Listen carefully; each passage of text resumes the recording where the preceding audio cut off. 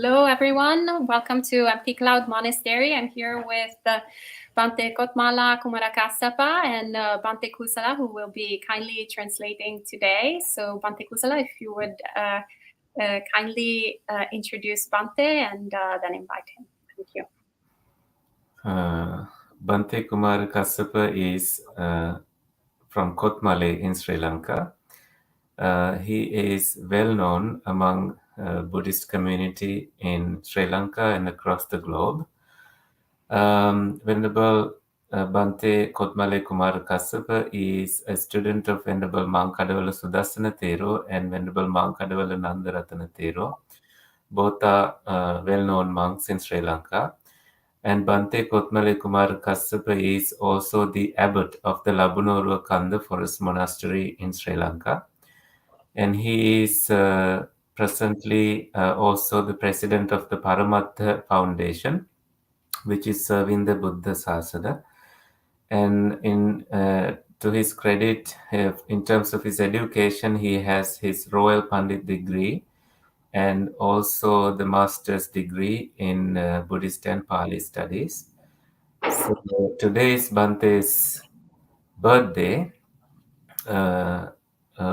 So Ayasoma was telling him that she wishes him not to be born again. නැවත අද උන්වහන්සේගේ උපන්දිනය නිසා නැවත උත්පත්තියක් නොවේවා කියලා ප්‍රාර්ථනා කරනවා කියලා. නමුත් මේ කාලේ අපි අතරේ උපත ලැබීම වාසනාවක් කියලා අයසෝමා විසින් මුලින් සඳහන් කරන්නට යෙදුණා.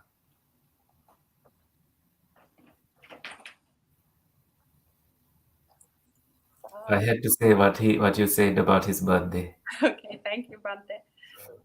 Sadhu 3 times. Sadhu, sadhu, sadhu.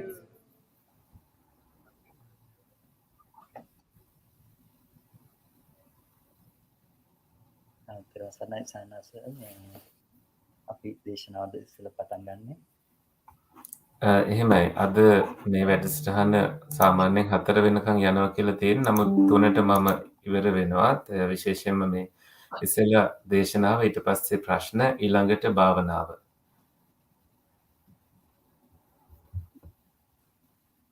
නමෝ තස් භගවතු අරහතු සම්මා සම්බුද්දස්ස නමෝ තස් භගවතු අරහතු සම්මා සම්බුද්දස්ස නමෝ තස් භගවතු අරහතු සම්මා සම්බුද්දස්ස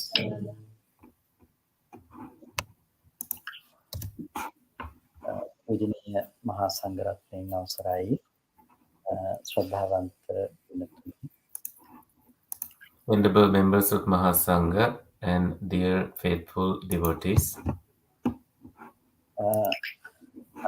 උපන්දිනය වෙනුවෙන් සුබ පැතුම් එකතු කරපු ආශිර්වාද කරපු හැමෝටම ස්තුතිවන්ත වෙනවා සහ පුණ්‍යානුමෝදනා කරනවා.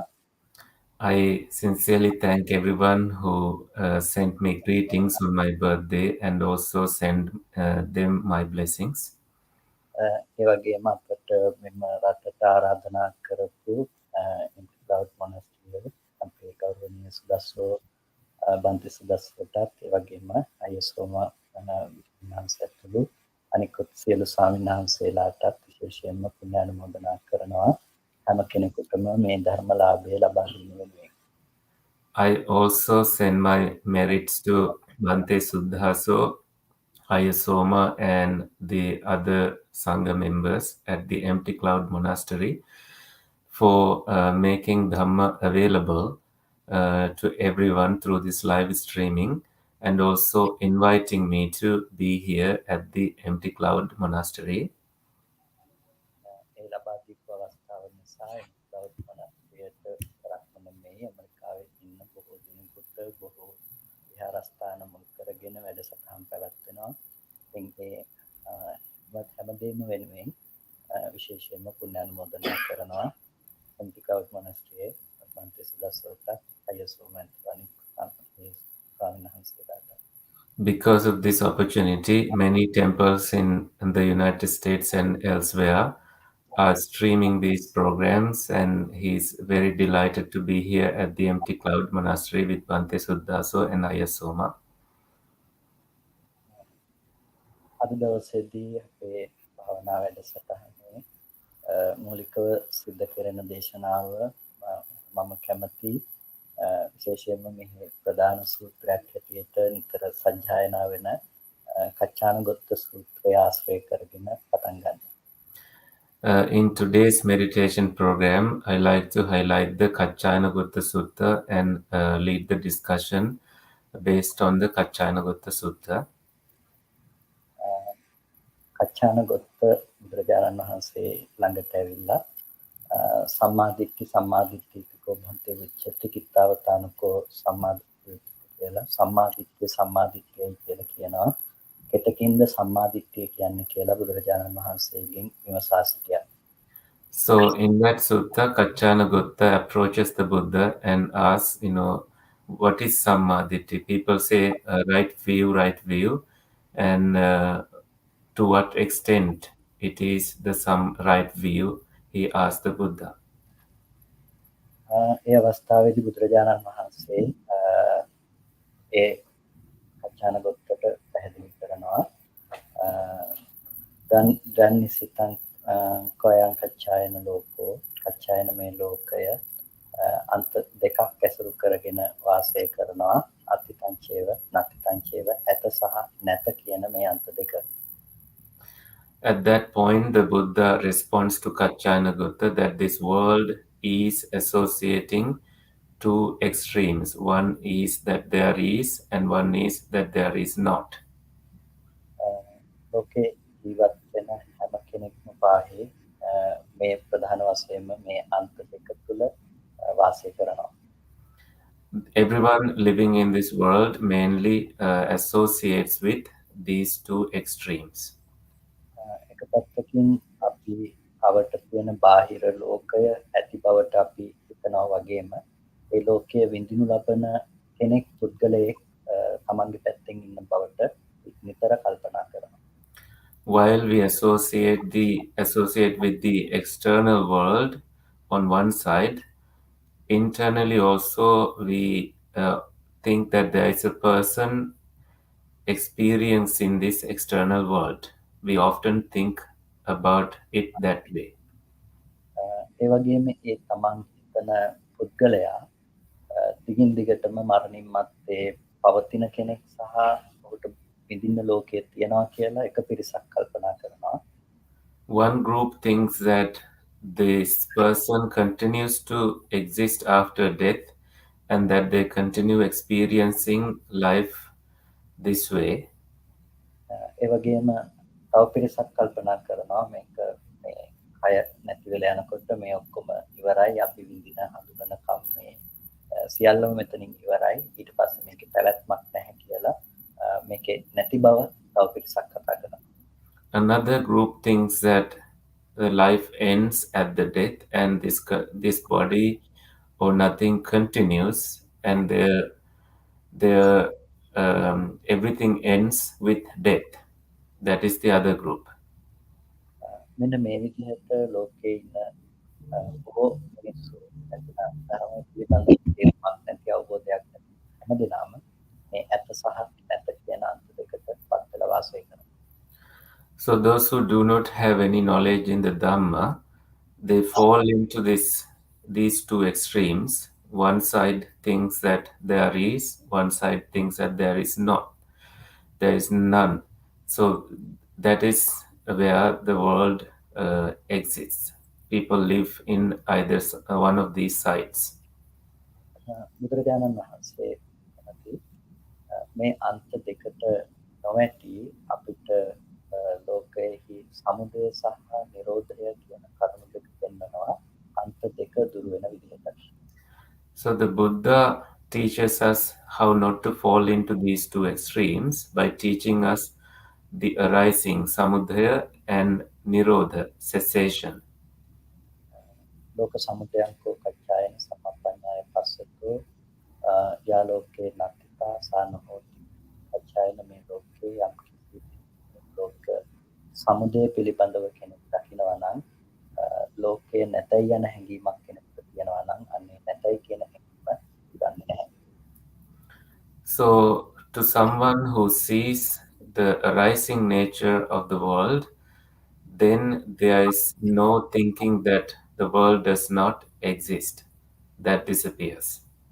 ඒ වගේම ලෝක නිරෝධය පිණිස කෙනෙක් නුවණ පවත්වනවා නම් ලෝක නිරෝධය පිළිබඳව නුවණින් දකින කෙනාට ලෝකය ඇතැයි යන හැඟීමක් තියෙනවා නම් ඒ ඇතැයි යන හැඟීම දුර වෙනවා. To someone who is experiencing or seeing the cessation of the world, if there is any thinking that the world exists, that disappears.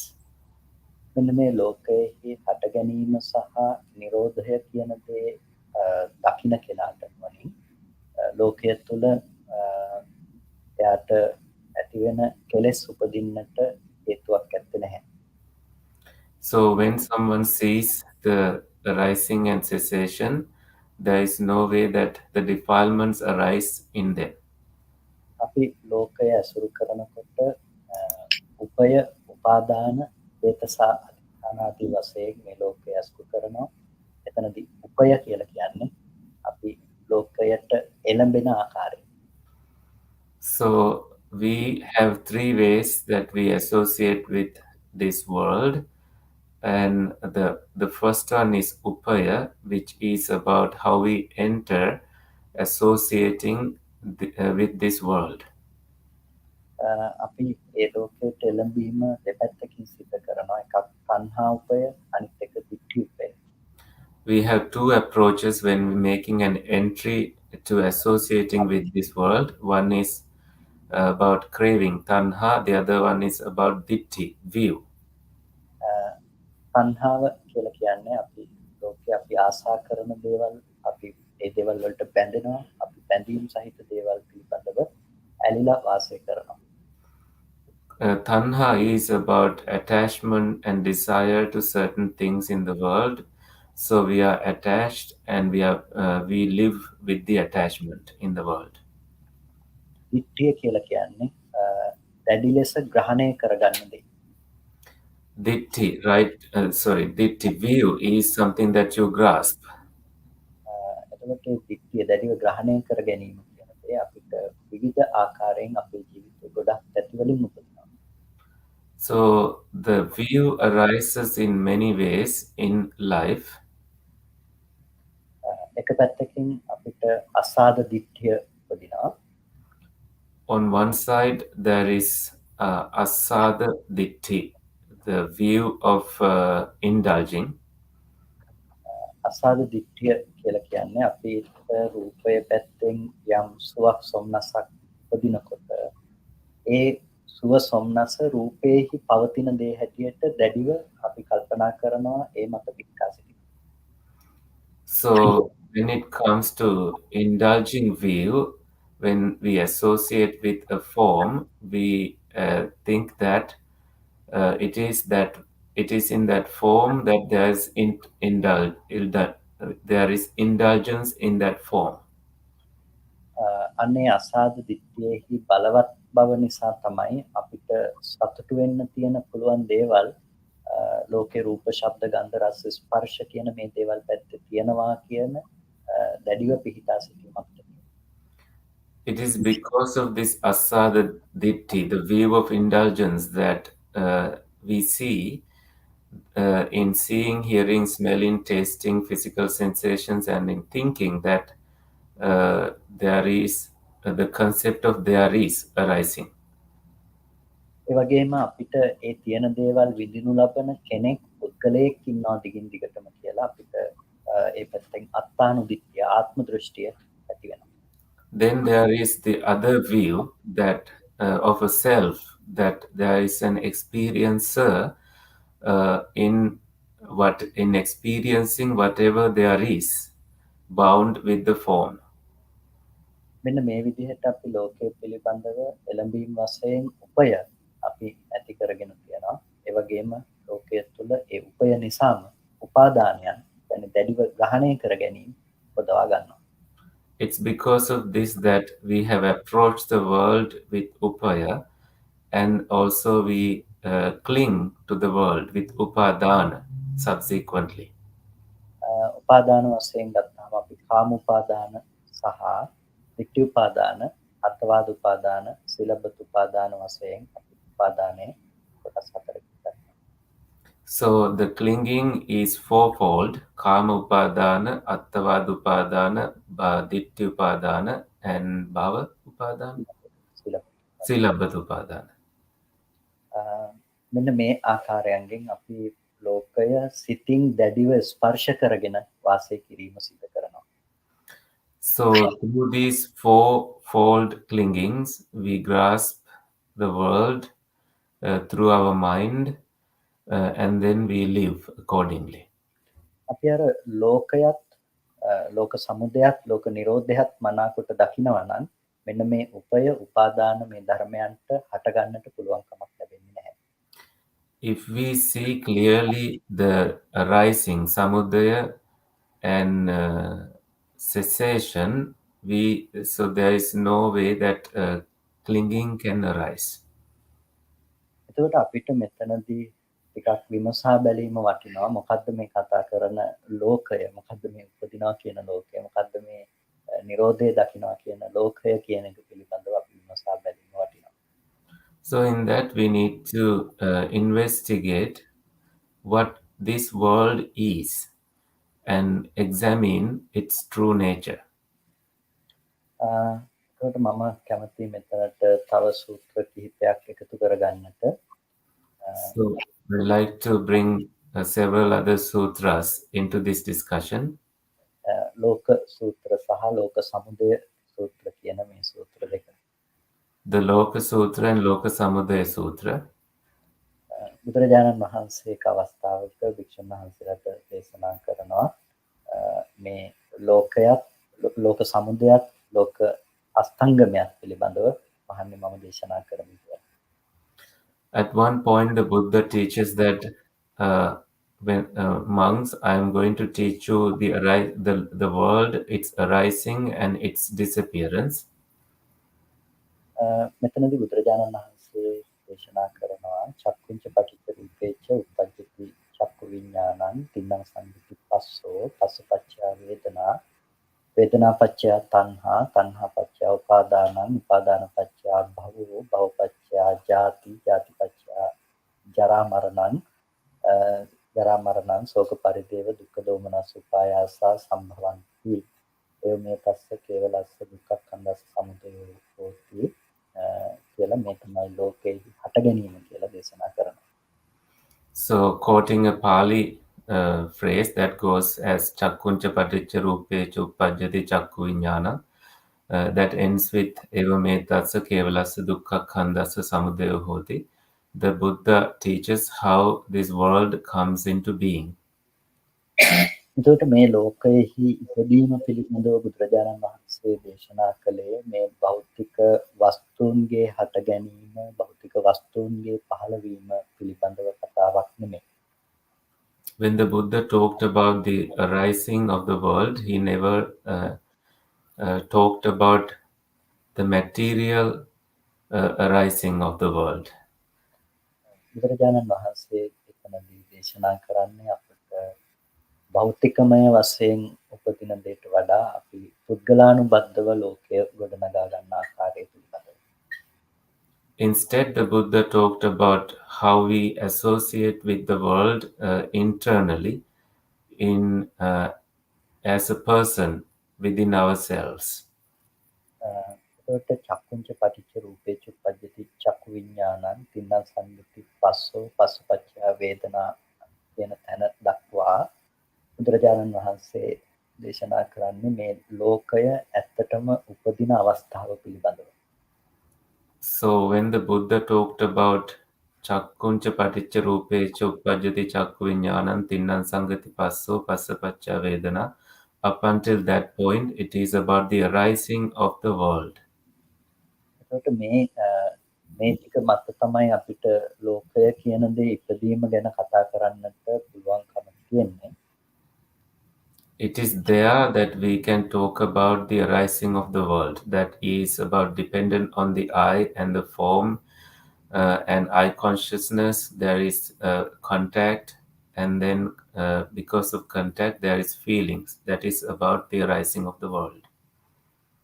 ඒ අපි අපිට ඇහැ යම් කිසි රූපයක් ඇවිල්ලා ගැටෙනකොට ඒ නිසා හටගන්න දැනගන්න හිතක් ස්පර්ශ වේදනා කියන මේ ධර්ම ටිකක් නිසා අපිට මේ ලෝකයේ පැනවීම තියනවා ලෝකයේ පැනවීම කියලා කියන්නේ පෙනීම උපදිනවා කියන එක.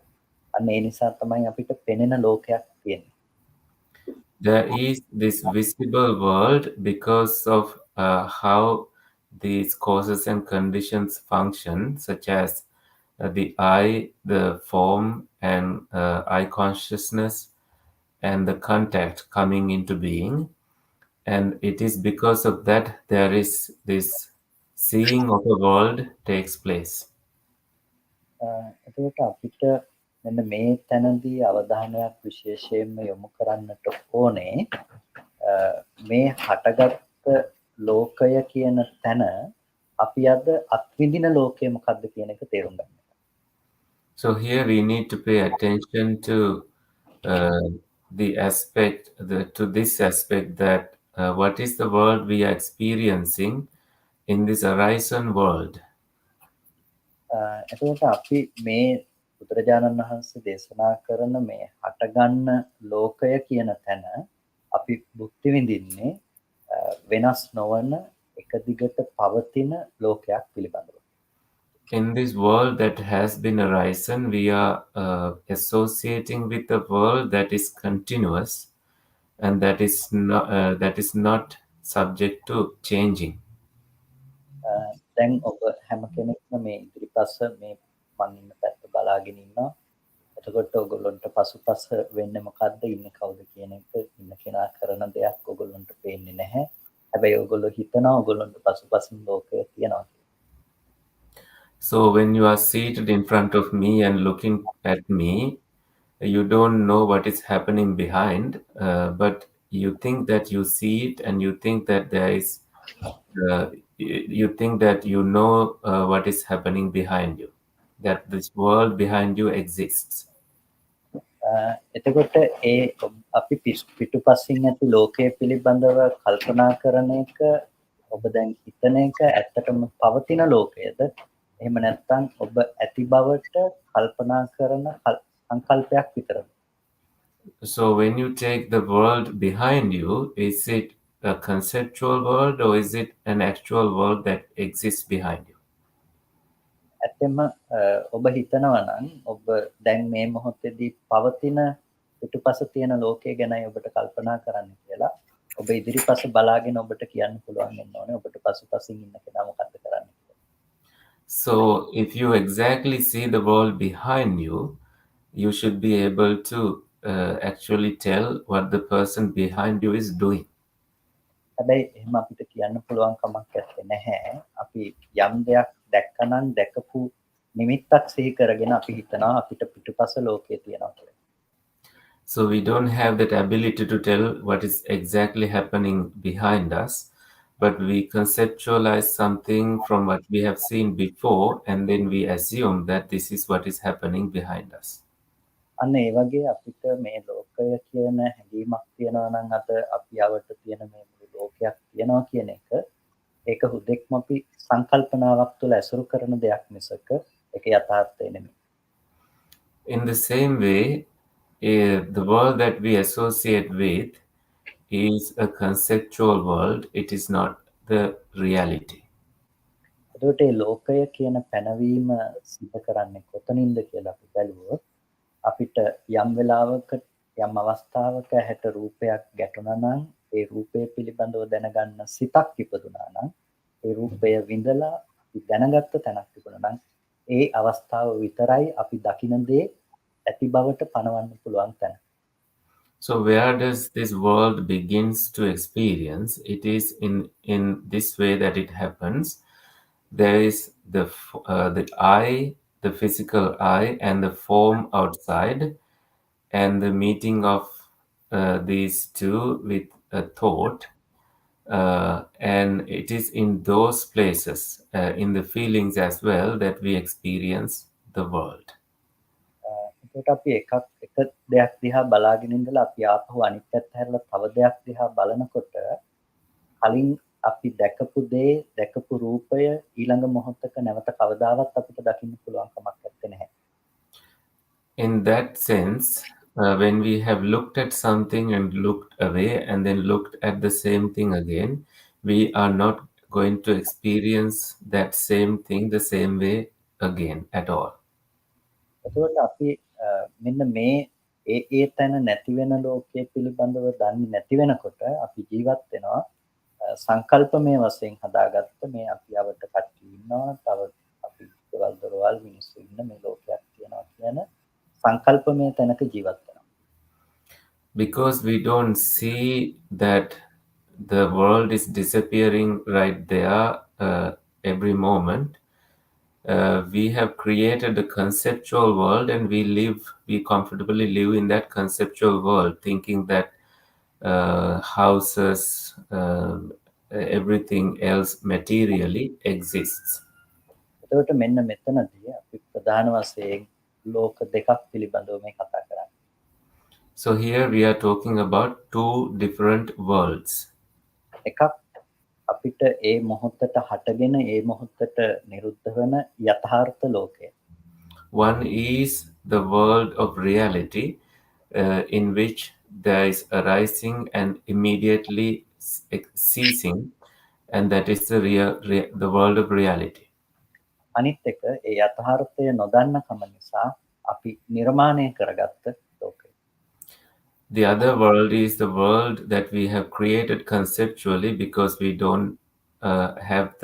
ignore the reality. We don't have the knowledge to know the reality, real world. ඒක හරියට ඔබ කවුරුත් චිත්‍රපටි ටෙලිනාට්‍ය මේ දේවල් බලලා ඇති. It's like watching a film. I'm sure all of you may have seen one. මේකත් දකිනකොට ඔයගොල්ලන්ට මේක බොහොම දුක හිතෙන ජවනිකාවක් යනකොට ඔයගොල්ලන්ට ඒකත් එක්ක දුක හිතිලත් ඇති ඕන නම් ඇඳිලත් ඇති. So sometimes when the episode is about sadness, you experience sadness and you may even have cried because of what you see in that episode. ඔබ මොහොතකට කල්පනා කරොත් මේ චිත්‍රපටිය රඟපාපු කෙනත් ඔයගොල්ලොත් එක්ක ඒ මොහොත බලමින් හිටියොත් එයාටත් ඔබට දුක හිතන විදිහටම දුක හිතේද? If you think for a moment, if the person who acted in it, who created it, also is watching at the same time as you are watching it, they may also experience that same sadness. ඔබ දුක් වෙන තැනක ඒ කෙනා දුක් නොවී ඉන්නවා. However, at a place now that they are not watching it, they are not experiencing that sadness while you are experiencing that sadness. මොකද ඔබට දුක හිතෙන තැනක එයාට මතක් වෙන්නේ ඒගොල්ලෝ ඒක රඟපාපු විදිය, ඒගොල්ලෝ එතන hina වෙවි රඟපාපු විදිය, වැරදිච්ච හැටි, එතන සිද්ධ වුණ ඇත්තම තත්ත්වය එයා සිහි කරනවා. But instead, that person is who acted in it knows how they laughed there and how the actual scene was taken. So they have a different experience about it. එතකොට අපි එතන ඇත්තටම සිදු වුණ දේ නොදන්න නිසා අපි එක දෙයක් දිහා බලාගෙන දුක් වෙනකොට එයා එතන ඇත්තටම සිදු වුණ තත්ත්වය පිළිබඳව දැනුම් නැතුව ඉන්නකොට එයාගේ ජීවිතයට දුක ආවේ නැහැ. Now that because he noticed what actually happened while you experience sadness about the episode, because he knows exactly what happened, he didn't experience sadness in the same way. අපිත් අපේ මුළු ජීවිතේ පුරාම කරන්න යන්නේ විදිහ චිත්‍රපටි බලන එක තමයි. So in our whole life, what we are doing is watching films. මොකද අපි ජීවත් වෙන තැන අපි ජීවත් වෙන්නේ අර චිත්‍රපටියක් වගේ ඇත්ත තත්ත්වේ නොදන්න තැනක අපි ජීවත් වෙනවා. So every place where we live conceptually, we are watching a film without knowing its real picture, real image of it. ඉතින් අපිට අඬන්න පුළුවන්, hina වෙන්න පුළුවන්, ලෝකෙ තුල සැප දුක විඳින්න පුළුවන් කම නිසා තියෙනවා. Because of that, we can cry, we can laugh, and we can experience happiness and sadness. ප්‍රධාන වශයෙන් අර චිත්‍රපටියේ රඟපාපු කෙනාට දුක ආවේ නැත්තේ හේතු දෙකක් නිසා. It's because of two reasons that the person who acted in the film did not experience any sadness. එයා දන්නවා ඒක රඟපාලා ඉවර වුණ දෙයක් හැටියට. ඒ වගේම එයා දන්නවා ඒක සකස් කරලා ඉවර වෙච්ච දෙයක්. He knows that he has finished acting in it, and he also knows that it has been done.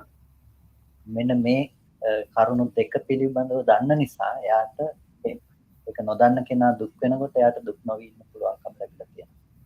Because of these two facts, when the person who doesn't know these experience sadness, and he can stay free from that sadness. එතකොට අපිටත් අපේ ජීවිතේ කරුණු දෙකක් පිළිබඳව දැනගත්තොත් අපිට පුළුවන් ලෝකෙ දුක් මිනිස්සු දුක් වෙන තැනක දුක් නොවී ඉන්න.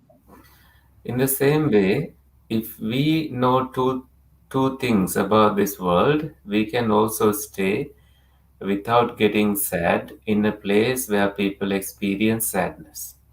පළවෙනි එක මේක රඟපාලා ඉවරයි කියන එක. දෙවෙනි එක සකස් කරලා ඉවරයි කියන එක.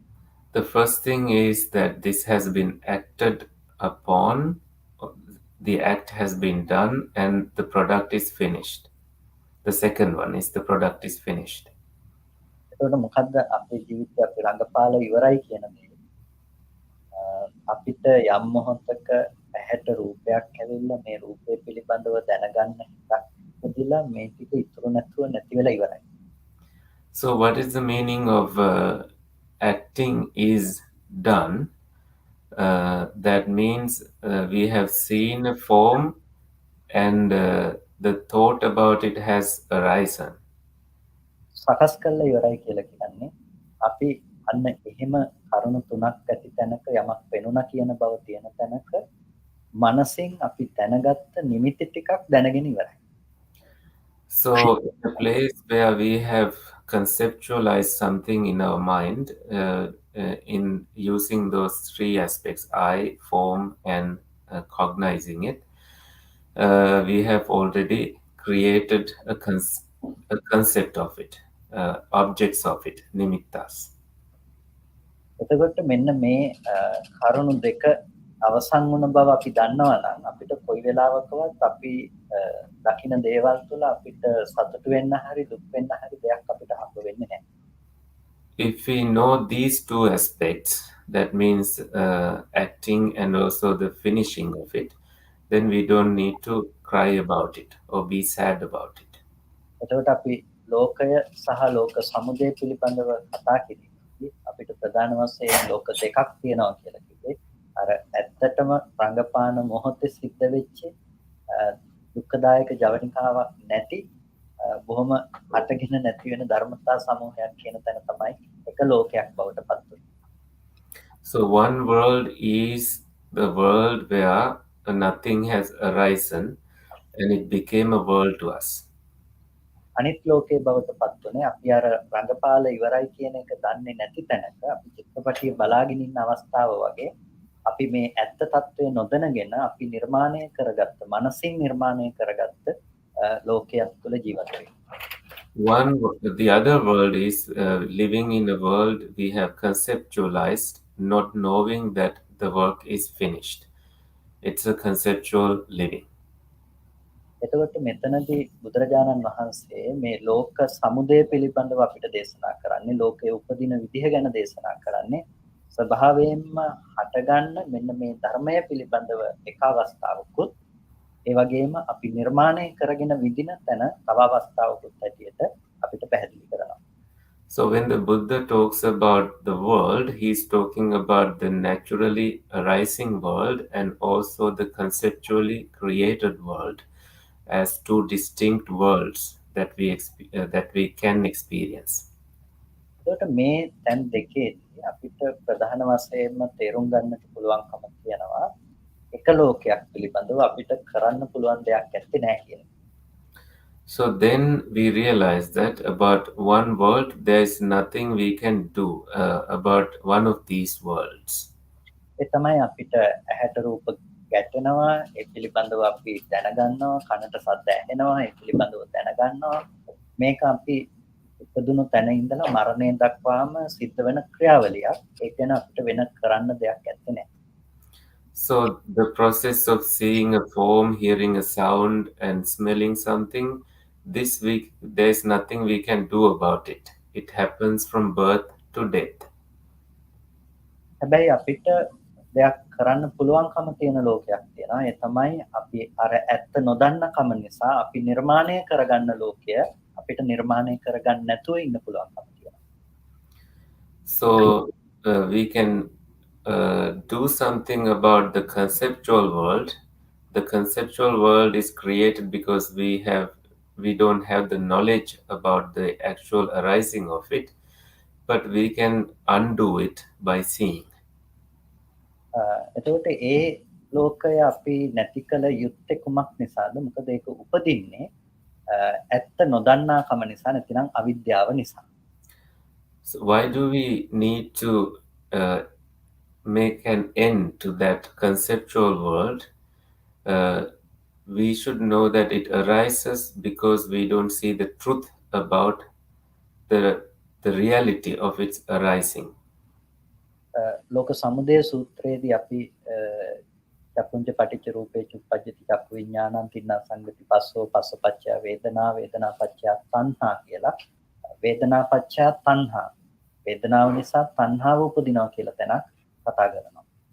In the Loka Samudaya Sutta, the Buddha talks about how craving arises because of feelings, and feelings arose because of how I forms and eye consciousness and contact coming into being. So in that sutta, it's highlighting about the craving aspect. එතකොට මෙතනදී වේදනාවකට කවදාවත් නිකම්ම තණ්හාවක් උපදින්නේ නැහැ. Here, craving does not just arise to any feeling. වේදනාවකට තණ්හාව උපදින තැන තණ්හාව කියන එකත් එක්කම තව කරුණු දෙකක් මෙතනදී අපිට හඳුනා ගන්නට වෙනවා. We need to identify two other things about craving here. ඒ තමයි අවිද්‍යාව සහ සංස්කාරය කියන මේ කරුණු දෙක. That includes ignorance and formations. අවිද්‍යාව කියලා කියන්නේ අර වේදනාව ස්පර්ශය පිළිබඳව විඥානය පිළිබඳව ඇහැ රූප පිළිබඳව දන්නේ නැතිකම. So ignorance here means not knowing about ignorance, feelings, formations, etc. එතකොට අපිට ඒ නොදන්නකම නිසා තමයි එහෙම දේවල් ටිකක් තියෙන තැනක අපිට අම්මා තාත්තා දුව පුතා කියලා අපිට සංකල්පමය වශයෙන් තියෙන දෙයක් හටගන්න දෙයක් ලෝකේ ඇත්තටම තියනවා කියන තැනකින් හම්බ වෙන්නේ. Because it is because of ignorance that we meet with the world where we think that there is mother, there is children, and the material existence of a world.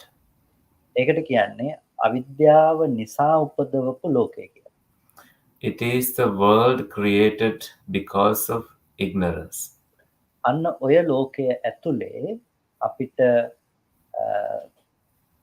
තියෙනවා දැඩිව ග්‍රහණය කරගන්න දේවල් උපාදාන වශයෙන් අල්ලගන්න දේවල් ඒ වගේම ඒ නිසා මේ ලෝකේ පවතිනවායයි කියලා අපි කල්පනා කරන අල්ලගන්න දේවල් ඔක්කොම පවතිනවා. So in that world there is clinging, things that we have grasped, and also the world that we are desiring to keep with us.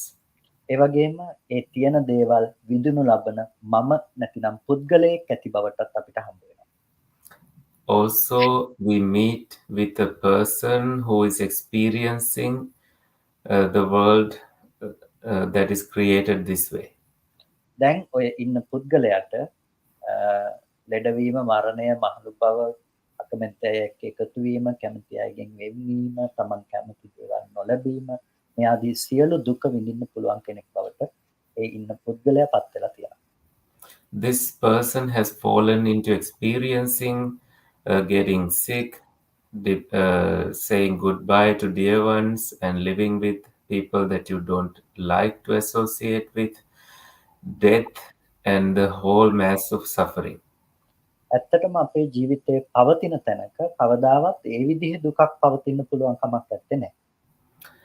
In reality, in a place where our life really exists, there is no way that that kind of suffering can take place. ඒ විදිහේ දුකක් පවතින්නේ අපි ඇත්ත නොදන්න කම නිසා මනසින් නිර්මාණය කරගත්ත ලෝකයේ තුල තමයි ඒ විදිහේ දුකක් පවතින්නේ සහ පවතින්න පුළුවන්කම තියෙන්නේ. There is the possibility for that kind of suffering to exist only in the conceptually created world, because we don't see the reality of how it arose. එතකොට දැන් බුදුරජාණන් වහන්සේ අපිට ලෝක නිරෝධය පිණිස ධර්ම දේශනා කරනකොට දේශනා කරන්නේ මෙන්න මේ අවිද්‍යා ප්‍රත්‍ය නිසා උපදව ගන්න ලෝකය නිරුද්ධ කිරීම පිළිබඳව. So when the Buddha talked about the cessation of the world, he talked about cessation of the ignorance that we have created about the conceptual world. අන්න එතකොට අපිට ලෝක සූත්‍රයට අනුව අපි කතා කළේ ලෝක සමුදය සූත්‍රයේ ලෝක සූත්‍රයට අනුව අපිට බලන්න පුළුවන් මේකෙදී අපි තේරුම් ගන්න තියෙන යථාර්ථය මොකක්ද කියන්නේ.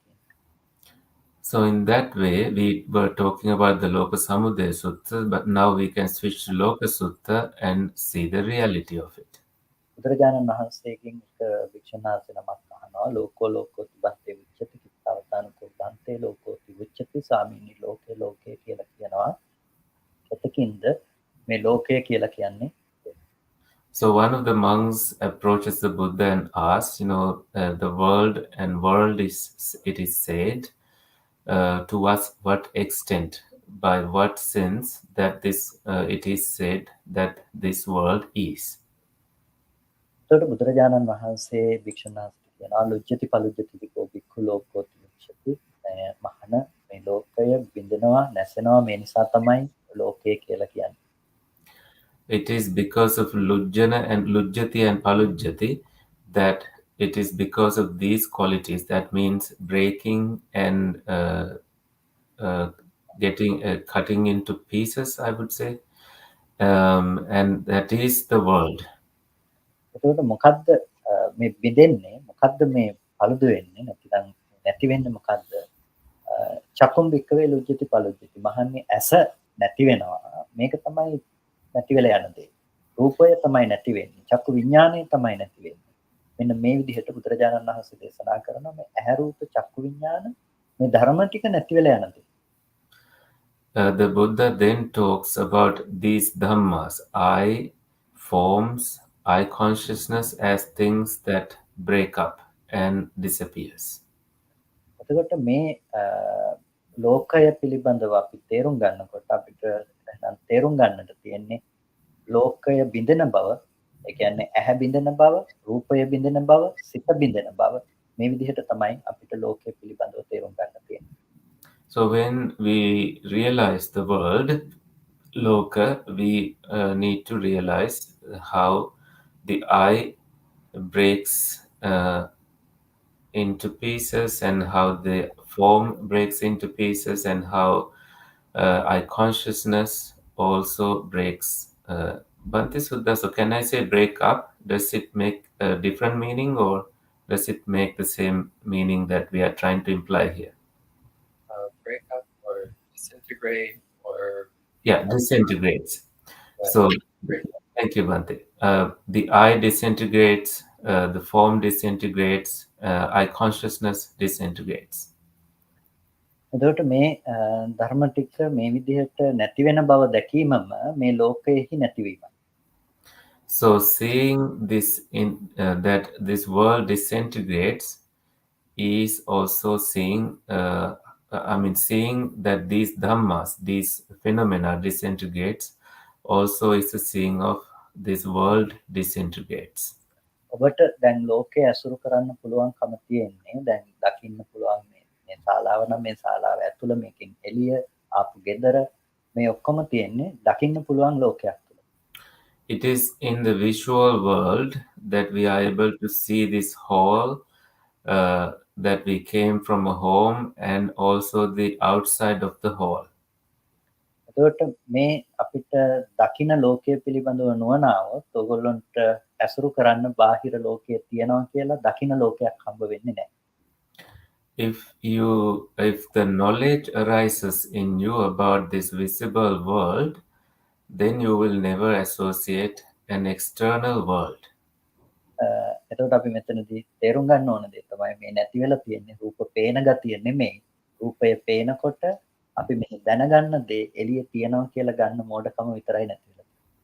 So then what you realize is that what we are realizing is not the experience of seeing forms, but the ignorance about it. That is what we have realized in this experience. එතකොට අපිට අන්න ඒ අපි නොදන්නකම නැති වෙනකොට අපිට කොයි වෙලාවකවත් තියෙන දේවල් පිළිබඳව ගනුදෙනු කරන්න යන ගතිය අපි ළඟ හිටින්නේ නැහැ. So when the ignorance disappears, we don't go to associate with things that exists. එතකොට එතනින් මිදුනහම ඔබට නැවත එබඳු වූ දෙයක් විඳින්න පුළුවන් තැනකට නැවත ඉපදීම පිණිස යන්න තියෙන හේතුව අද නැති කරන්න පුළුවන්කම තියෙනවා. When you are freed from that place, you can also free or cease the cause that is conducive to rebirth of creating this world. උදාහරණයක් ඇටියට දැන් ඔයගොල්ලෝ මේ වැඩසටහන ඉවර වුණාම කවුරුත් ගෙවල් වලට යයි.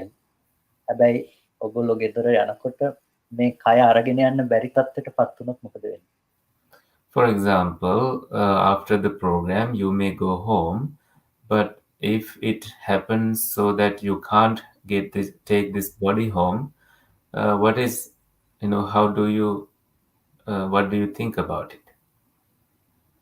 මේ කය අරගෙන යන්න බැරි තත්ත්වයකටපත් වෙලා නම් එහෙනම් ඔයගොල්ලන්ට සිද්ධ වෙනවා ඒ ගේ විඳින්න පුළුවන් මට්ටමකට මේ කය අතහැරලා වෙන තැනකට ප්‍රතිසන්දි වශයෙන් යන්න.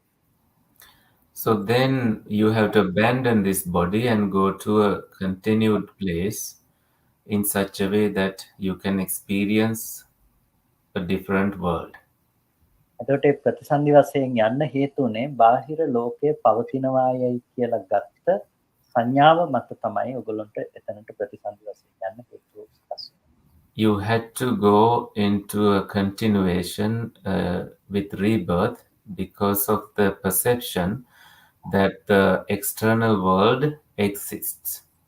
ඒකට කියනවා භවපච්චය ජාති කියලා. අපි ඇති බවට යම් මට්ටමකින් දේවල් අල්ල ගන්නවා නම් ග්‍රහණය කර ගන්නවා නම් අන්න ඒ නිසා ඒබඳු මට්ටමේ තැනකට ප්‍රතිසන්දි වශයෙන් යන්න පුළුවන් හේතු අපි නැවත නැවත සකස් කරනවා. So this is called bhavapacchya jati. Because of the existence, there is rebirth. So you have been creating causes that makes you continue being born again and again.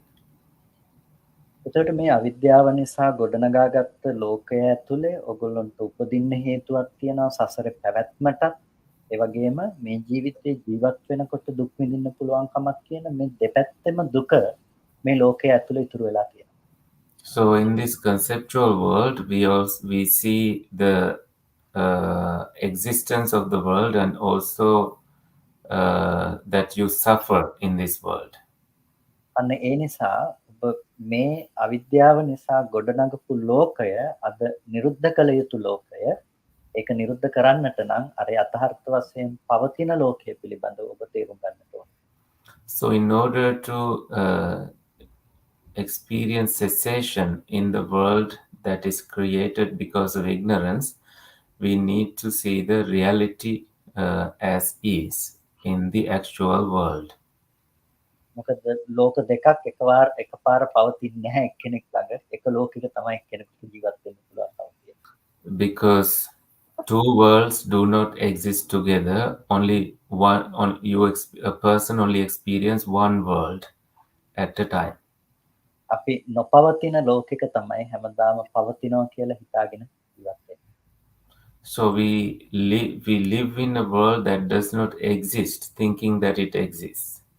ඒ ලෝකය හැම වෙලාවකදීම බොහොම ප්‍රාථමිකයි බොහොම සංකල්පමය වශයෙන් අල්ලගත්ත දෙයක් විතරයි.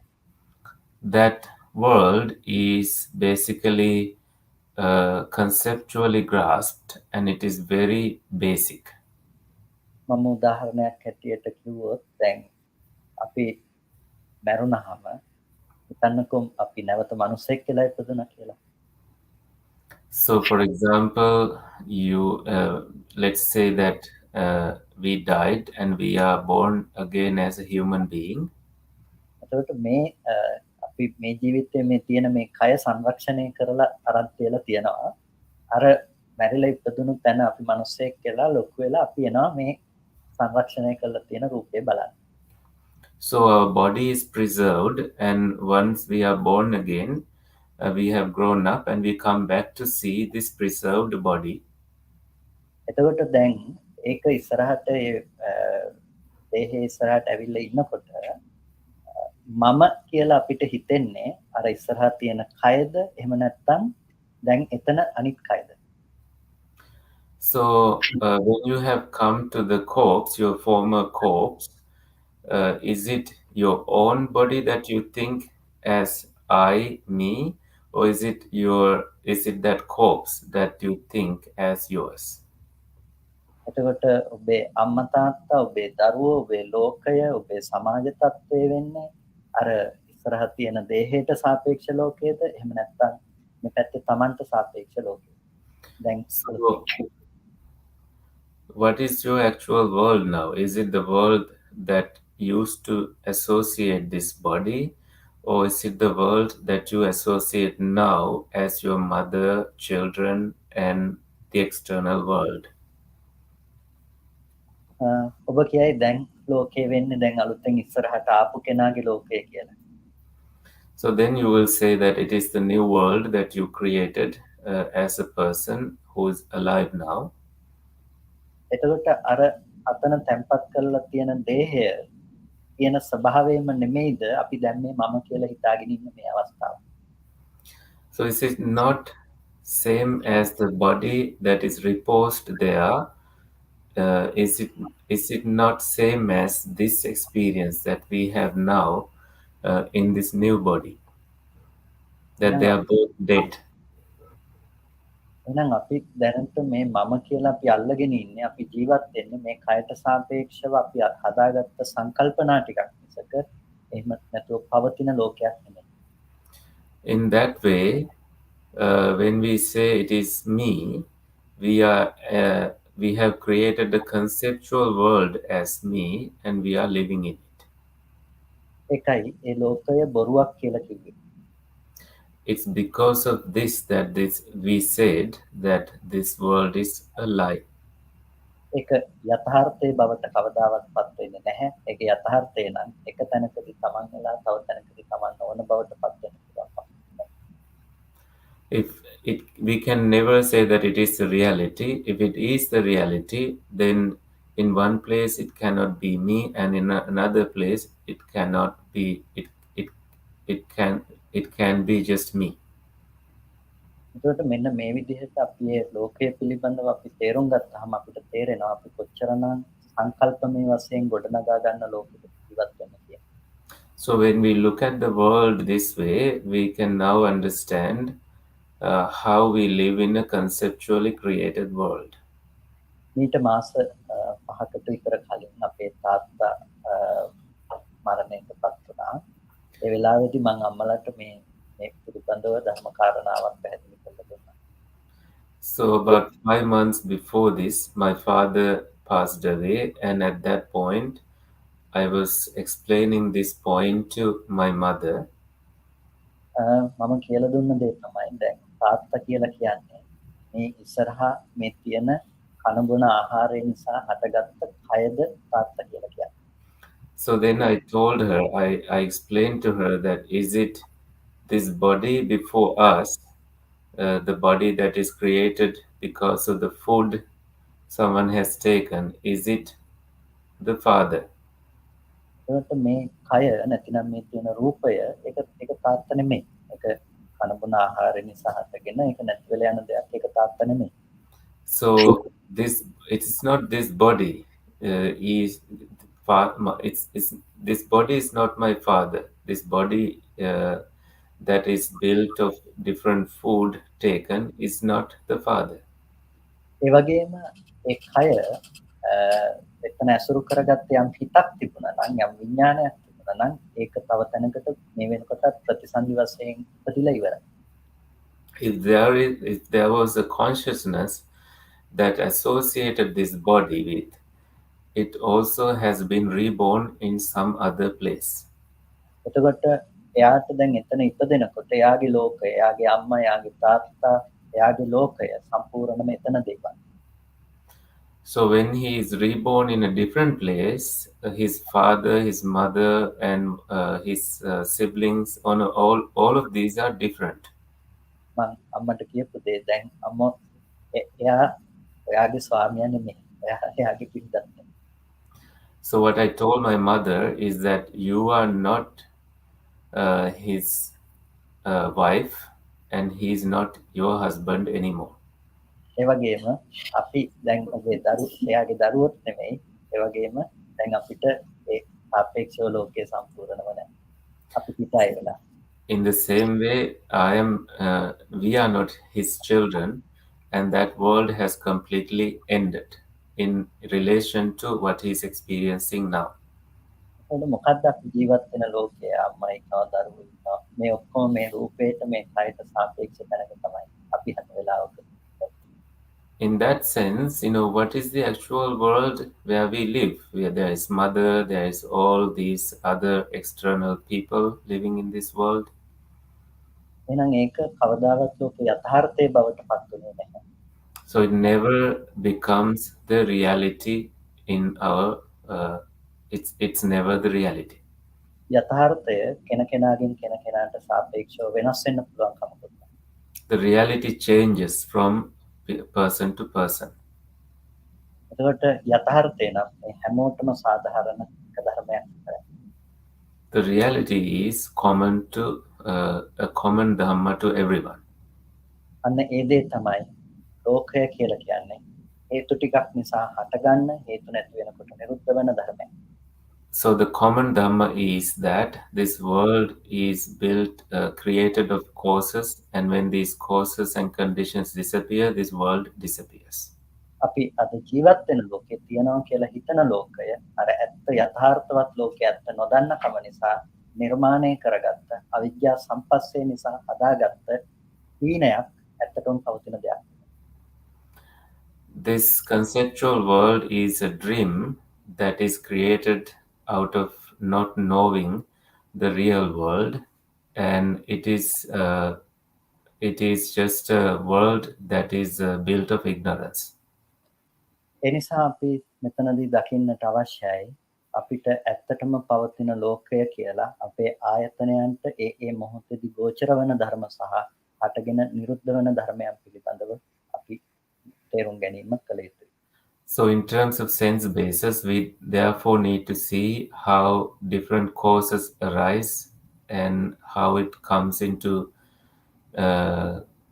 be in touch with the external world and how the conceptual world is created. අන්න ඒකට තමයි බුදුරජාණන් වහන්සේ කච්චානගොත්ත සූත්‍රයේදී පටිච්චසමුප්පාද ධර්මය අපට දේශනා කළේ.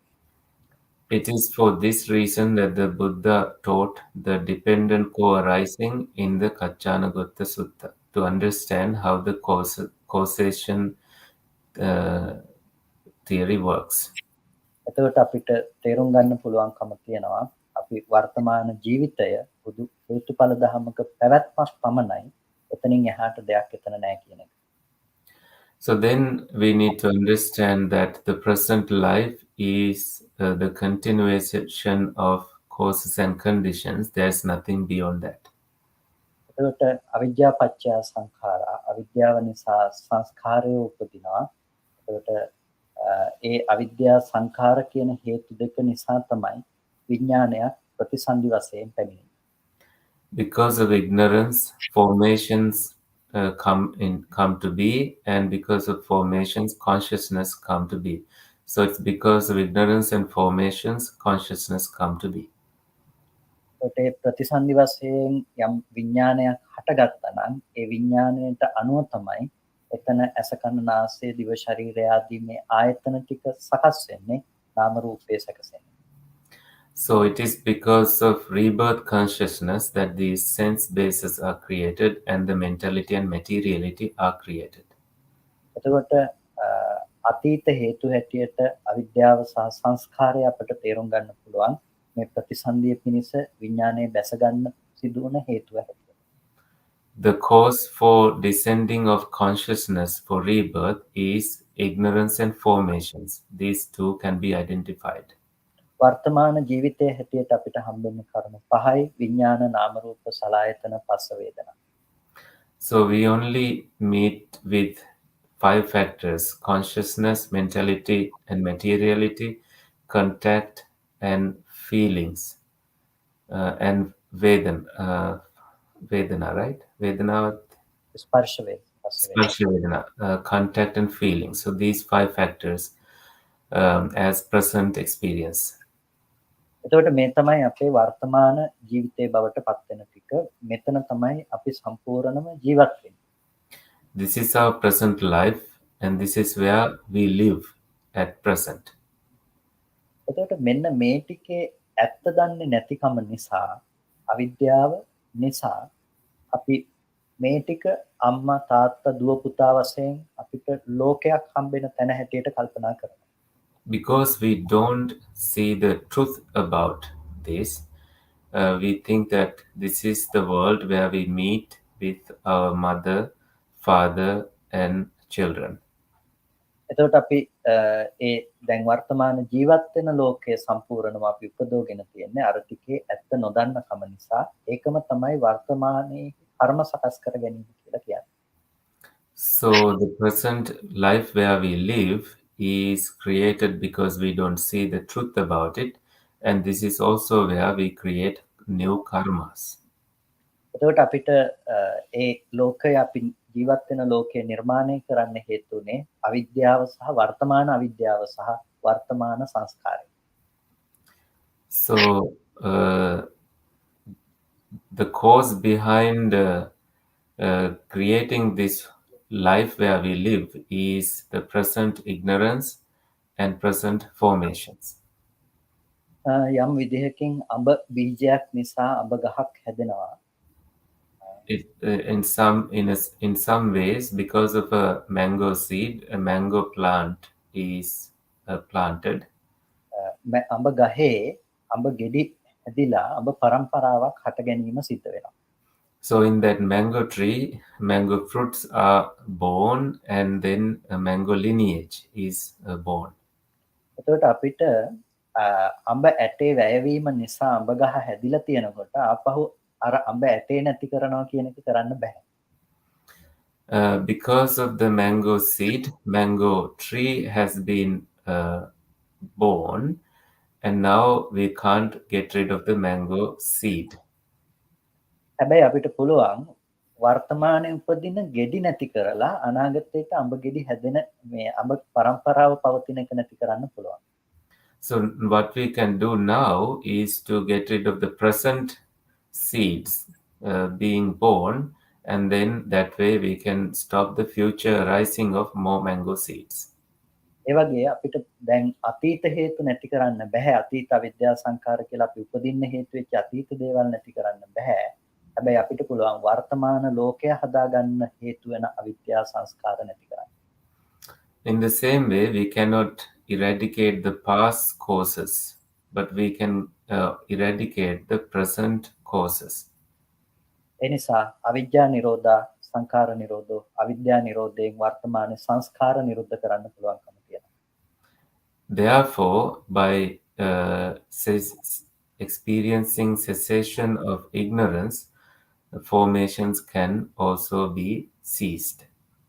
එතකොට මේ අවිද්‍යා සංස්කාර නිරුද්ධ කරන්නට නම් අපිට අවබෝධ කරගන්න වෙනවා නුවණින් දකින්න වෙනවා විඥාන නාම රූප සලආයතන පස්ස වේදනා කියන මේ ධර්මයන්ගේ ඒ මොහොතින් මොහොත හටගෙන නිරුද්ධ වෙන ස්වභාවය. So we need to be able to see Vijnana Namarupa Phassa Vedana to be able to experience the cessation of ignorance. එතකොට මේ ධර්ම ටික හටගෙන නිරුද්ධ වෙන ස්වභාවය තමයි අපිට තේරුම් ගන්න පුළුවන්කම තියෙන්නේ. So we are able to understand the nature of arising and ceasing of these phenomena. අපිට බෑ මේ ටික නැති කරන්න පුළුවන් කමක් නැත්තේ නෑ. මේ ටික කොහොමත් හටගන්න ටික. හැබැයි හටගත්ත දේ ඉතුරු නැතුව නැති වෙනවා කියන එක අපිට තේරුම් ගන්න පුළුවන්. We can't stop them from arising, but we can see that having arisen, they vanish, they cease. එතකොට ඒ ටිකේ නිරෝධය අපි තේරුම් ගන්නකොට තණ්හා, උපාදාන, භව, ජාති කියන මේ ධර්මයෝ නොහට ගන්න බවට යනවා. ඒකට කියනවා උපදින්නේ නැහැ, අනුත්පාදයට යනවා. When we see the cessation of these, tanha, upadana, bhava, jati also cease to exist. They don't arise. ඒ කියන්නේ අනාගතයට වර්තමානයේ අඹ බීජ නැති කළාම අනාගතයට අඹ ගස් හටගන්නේ නැති වුණා වගේ. It's like when new mango seeds are eradicated, no future mango births will take place. New mango seeds will not arise because we have eradicated craving, clinging, etc. එහෙනම් ඔබට එතනදී කරන්න තියෙන්නේ එකම එක කරුණක්. ඒ තමයි විඥාන නාම රූප සලආයතන පස්ස වේදනා කියන මේ ධර්මතා ටිකේ නිරෝධය අවබෝධ කිරීම. So you need to only do one thing. It is to realize the cessation of consciousness, mentality, materiality, contact, and feelings. එතකොට මේ ටික හටගෙන නිරුද්ධ වෙන ධර්ම ටිකක් හැටියට ඔබ දැන් නුවණින් මානසිකාරය කිරීම ආරම්භ කරන්නට ඕනේ. You need to start contemplating on these dhammas as they cease after arising. එතකොට මේ ටික අපි මානසිකාරය කරනකොට මේක ඔබේ ප්‍රායෝගික ජීවිතයට ප්‍රතිබද්ධව එකතු කරගන්න දෙයක් බවට දැන් මේක ප්‍රමාණිකූලව පත් කර ගැනීම කළ යුතුයි. Now you can gradually bring this to your life practically right now. අපි සමතේ පැත්ත ගැන අපි නිතර කතා බහ කරනවා. ඒ නිසා මම මෙතනදී වැඩි ඉඩක් ගන්නවා මේක ප්‍රායෝගිකව අපි අරමුණක යථාර්ථය තේරුම් ගන්න පැත්ත කොහොමද කියන එක පිළිබඳව කතා කරන්නේ. We often talk about the tranquility samatha. It's because of that I decided to talk about our present experience and how we can see the reality of it. එතකොට එතනදී අපි වඩාත්ම තේරුම් ගන්නට ඕන දේ තමයි අපි ඇසුරු කරන අරමුණු වල තියෙන ඇත්ත ස්වභාවය දකින්න තැනකට අපි මානසිකාරයේ පැවැත්වීම. So here we need to pay attention to the reality of an object that we are focusing at. ඒකෙදී ඔබට ලෝකයේ ඇති බවට හම්බෙන අරමුණක් පිළිබඳව නුවණින් මෙනෙහි කිරීම ආරම්භ කළ යුතුයි. You need to begin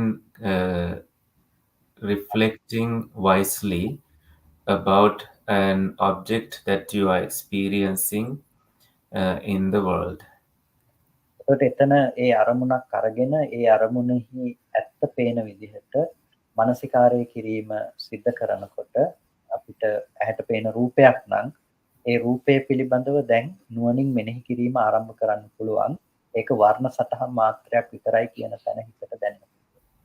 So when you start reflecting this way, for example, seeing a form, you experience how it is created, and your knowledge about it increases, and you start seeing right here, right now, about its true nature. ඒකට අපිට එක රූපයක මේ විදිහට ඇත්ත දකින්නකොට ඒ කියන්නේ ඇහැට පෙනෙන දේ රූප මාත්‍රයක් විතරයි කියලා දැන්.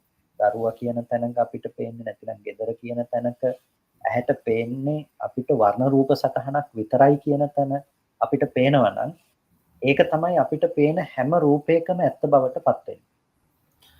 So when you start seeing the Varna Rupa, colored graph of one of these, and then you apply it to everything else that you experience, and then you see that it's only the chart. It's just a colored chart that you are experiencing in terms of every experience you have.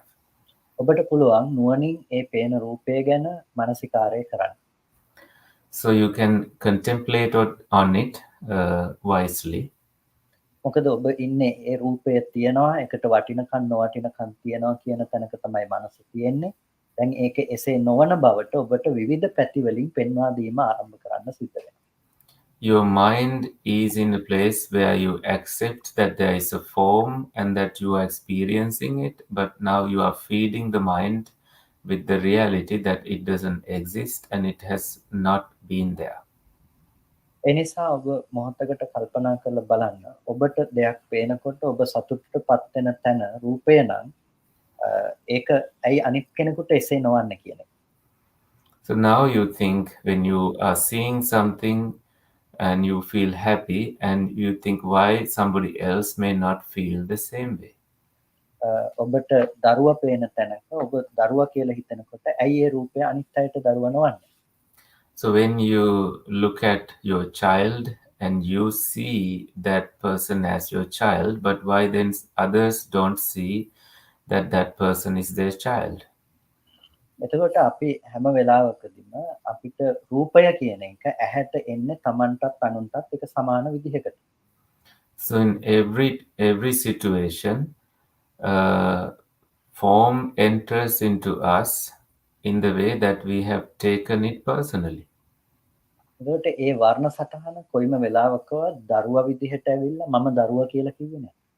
So that image never came to you and said, I am your child.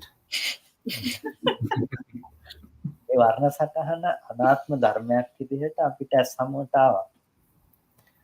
So that image is in terms of an impersonal nature, it is just an anatta Dhamma. ඒ වගේ මේ වර්ණ සටහනකට පුළුවන් කමක් තිබුණේ නැහැ එහෙට මෙහෙට ඇවිදින්න අතපය උස්සන්න කතා කරන්න. So that image was never able to raise hands and talk and extend and stretch the limbs. වර්ණ සටහන කියලා කියන්නේ ඒක චිත්‍ර මාත්‍රයක් විතරයි චිත්‍රයක්. It's only a piece of a drawing. එතකොට ඒක කවදාවත් යන එන කෙනෙක් වෙන්නේ ඔබ කවදාවත් මේ වෙනකන් ඇවිදින මිනිස්සෙක් ඇස් දෙකෙන් දැකලා නැහැ. So it's never a walking image. You have never seen a walking person ever in your life. එකම වස්තුවක් තැන් දෙකක තියෙන්න පුළුවන් කමක් නැත්තේ නෑ. It's not possible for the same object to be in two different places. අපිට දැන් අත තියනකොට මෙතන තියනවා නම් අපිට මෙහෙම කරනකොට අත ඉස්සුවා කියලා කවදාවත් ඇස් දෙකට පේන්නේ නෑ. Now that your hand is placed this way and now you raise it, but you never see that your hand is raised. ඔබ හිතා එහෙනම් මේ උස්සනවා පේන්නේ මොකද්ද කියලා. Then you will question, what are we seeing now? ඇත්තටම එක තැනක තිබුණු රූපය තව තැනක තියෙනකොට අපි කලින් එක මෙතන දැන් තියනවා කියලා කියන්න පුළුවන් කමක් නැහැ. මේක තැනක තිබිලා ඒකම තව තැනක තියනවා කියන්න පුළුවන් කමක් නැහැ. So actually, when a form has been there in one place, you can't say that it is the same thing that is there in another place. ඒක හරියට පාරන කාටුන් අර මේ කාටුන් චිත්‍රපටයක් වගේ. It's like a cartoon film. එක චරිතයක් ඒ අත උස්සනවා චිත්‍ර ගණනාවක් ඇඳලා ඒක වේගෙන් යනකොට ඒ චරිතය අත උස්සනවා පේනවා. So when a cartoon behind the cartoon, it's multiple images and it moves so fast. So it's not the same image, but when it moves so fast, we think that it is moving. It's like your hand moving. එතකොට ඒ කොයි චිත්‍රයේද අත එසවීම තිබ්බ චිත්‍රය? So which one of those images that were moving is the hand raising? එක චිත්‍රයකවත් අත එසවීමක් තිබ්බේ නැහැ. It's in there was no raising of hand in any of those pictures. හැබැයි එක තැනක තියෙන දේ දකිනකොට මනසින් අනිත් තැන තිබ්බා කියලා අරමුණු කරන එකත් එක්ක අපිට අත එසවීමක් වෙන්නලා තියෙනවා. When we have seen of hand being in one place and then the mind conceptualize it being in another place, then we have seen movement. එහෙනම් අපි කොච්චර ඇහැට පේන රූපය පිළිබඳව රැවටෙනවද අතපය උස්සන ගමන් කරන මිනිස්සු ඉන්නවා. Therefore, how much are we fooled thinking that there are people moving and people extending their limbs? ඔබ හැම මොහොතකම ඇහැට දකින්නේ එක මොහොතක එක තැනක තියෙන එක වර්ණ සටහන් මාත්‍රයක් විතරයි. So every time what you are seeing is a momentary perception of something being there. That's all. ඒකට ඒ වර්ණ සටහන එතනම හටගෙන නිරුද්ධ වෙනවා. හැබැයි ඔබ මනසෙන් නිමිති ඉතුරු කරගන්නවා එතන පුද්ගලයෙක් විදියට. So the image, the drawing disappears right there, but the concept you created stays in your mind. මේ මොහොතේ පහනක් පත්තු වෙනකොට මේ වෙලාවේ දැල් වෙන තෙල් ටිකක් පිරෙත් දැල්ලත් නිසා අපි කියනවා පහන පත්තු වෙනවා කියලා. When a lamp is the light of a lamp is burning, we think that it is burning because of the wick. එතකොට මේ තප්පරේ පිච්චෙන තෙල් ටික තිරේ දැල්ල නෙමෙයි දෙවෙනි තප්පරේදී පිච්චෙන්නේ. So the part of the wick that is burning and the light, the resultant light, they are not the same thing in the next second. තුන්වෙනි තප්පරේට යනකොට අලුතෙන්ම තෙල් ටිකක් අලුතෙන්ම තිරයක් අලුතෙන්ම දැල්ලක්. When you go to the third second, it's new oil, new wick, and new light, new flame. I'm sorry. හතරවෙනි පස්වෙනි හයවෙනි මේ විදිහට ගත්තාම ඒ තැන ඒ හේතු ටිකක වැයවීමක් තිබුණා තියෙනවා. So when it goes to fourth, fifth, and sixth seconds, it is disappearance of each and every cause that you saw. අපි කියනවා යම් වෙලාවක පහන නිවුණා කියලා. මට කියන්න කොයි තප්පරේ තිබුණ පහනද නිවුනේ. At some point we say that the flame is blown off. Then tell me which flame at which second was blown off. අපිට කියන්න පුළුවන් කමක් නැහැ. කොයි තප්පරේ තිබුණු පහනද නිවුනේ කියලා. We can never say it which flame of which second was blown off. හරියට අහනවා නම් අහන්න ඕනේ කොයි තප්පරේ ඉඳලාද පහන පත්තු වෙලාද. So what we need to really ask is which flame of which second that it was burning.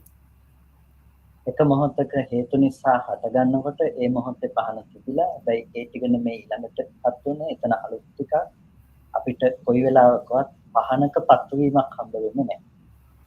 So when 1 second there is flame and then the next second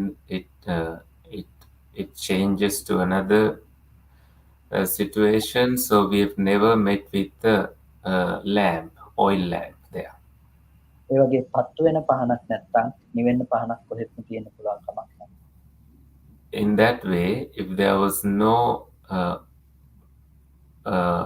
burning oil lamp, there is no way that there is an oil lamp of which the flame blows off. ඒ වගේ තමයි අපේ ජීවිතය කියන එකත් ඔයගොල්ලන්ට මනුස්ස පේන රූපය මනුස්සයෙක් හැටියට ඇවිදින කරන මනුස්සයෙක් හැටියට පේන්නේ නැත්තම් ජීවත් වෙන මනුස්සයෙක් පේන්නේ නැත්තම් කොහෙන්ද මැරෙන්න මනුස්සයෙක්. In the same way, if you don't see a person who has not been living there, then how will you see a person who's dying? එතකොට මැරෙන්න මනුස්සයෙක් හම්බ වෙන්නේ නැහැ. මැරෙන්න තමන් හෝ තව කෙනෙක් හම්බ වෙනවා. So you don't see yourself who's dying, or you don't see somebody else dying. මොකද මේ වෙලාවේ ඇති වෙන්නේ ස්කන්ධ පහක් රූප වේදනා සංඥා සංඛාර විඥාන. So what is arising now is the 5 aggregates: form, consciousness, feelings, formations, and feeling. Form, feelings, perceptions, formations, and consciousness. පටිච්ච සමුප්පාදයේ පැත්තෙන් ගත්තොත් විඥාන නාම රූප සලආයතන පස්ස වේදනා කියන එකිනෙකට ප්‍රත්‍ය වුණ ධර්ම ටිකක්. When you take the causation theory, it is consciousness, mentality, materiality, and contact forms. This is what they connect to each other, and that is all that is there. එතකොට ඊළඟ මොහොත වෙනකොට අලුත්ම ධර්ම ටිකක් ඒ ටික කලින් එක නෙමෙයි. When it goes to the next moment, it's completely new phenomena. It's never the previous phenomena. තුන්වෙනි එකට යනකොට අලුත්ම ටිකක් ඒ අර දෙකම නෙමෙයි. So when you reach to the third phenomena, it's never the previous two, it's completely new. ඔබ දැන් කියනවා මම මැරෙනවා තව අය මැරෙනවා කියලා මට කියන්න මේ කොයි ටිකද මම උනේ කොයි ටිකද අනිත් කෙනා උනේ. Now you say, I die now and somebody else dies. So which one of these was you? මේ ටික ඇතුලේ ඉපදෙන්න මම හෝ මැරෙන්න මම හෝ දෙයක් තිබුණේ නැහැ. Inside of these, there was no I to be born or I to experience death. තිබුණ එකම ටික මේ ධර්ම ටිකක් හටගෙන ඒ ධර්ම ටික නිරුද්ධ වීම විතරයි.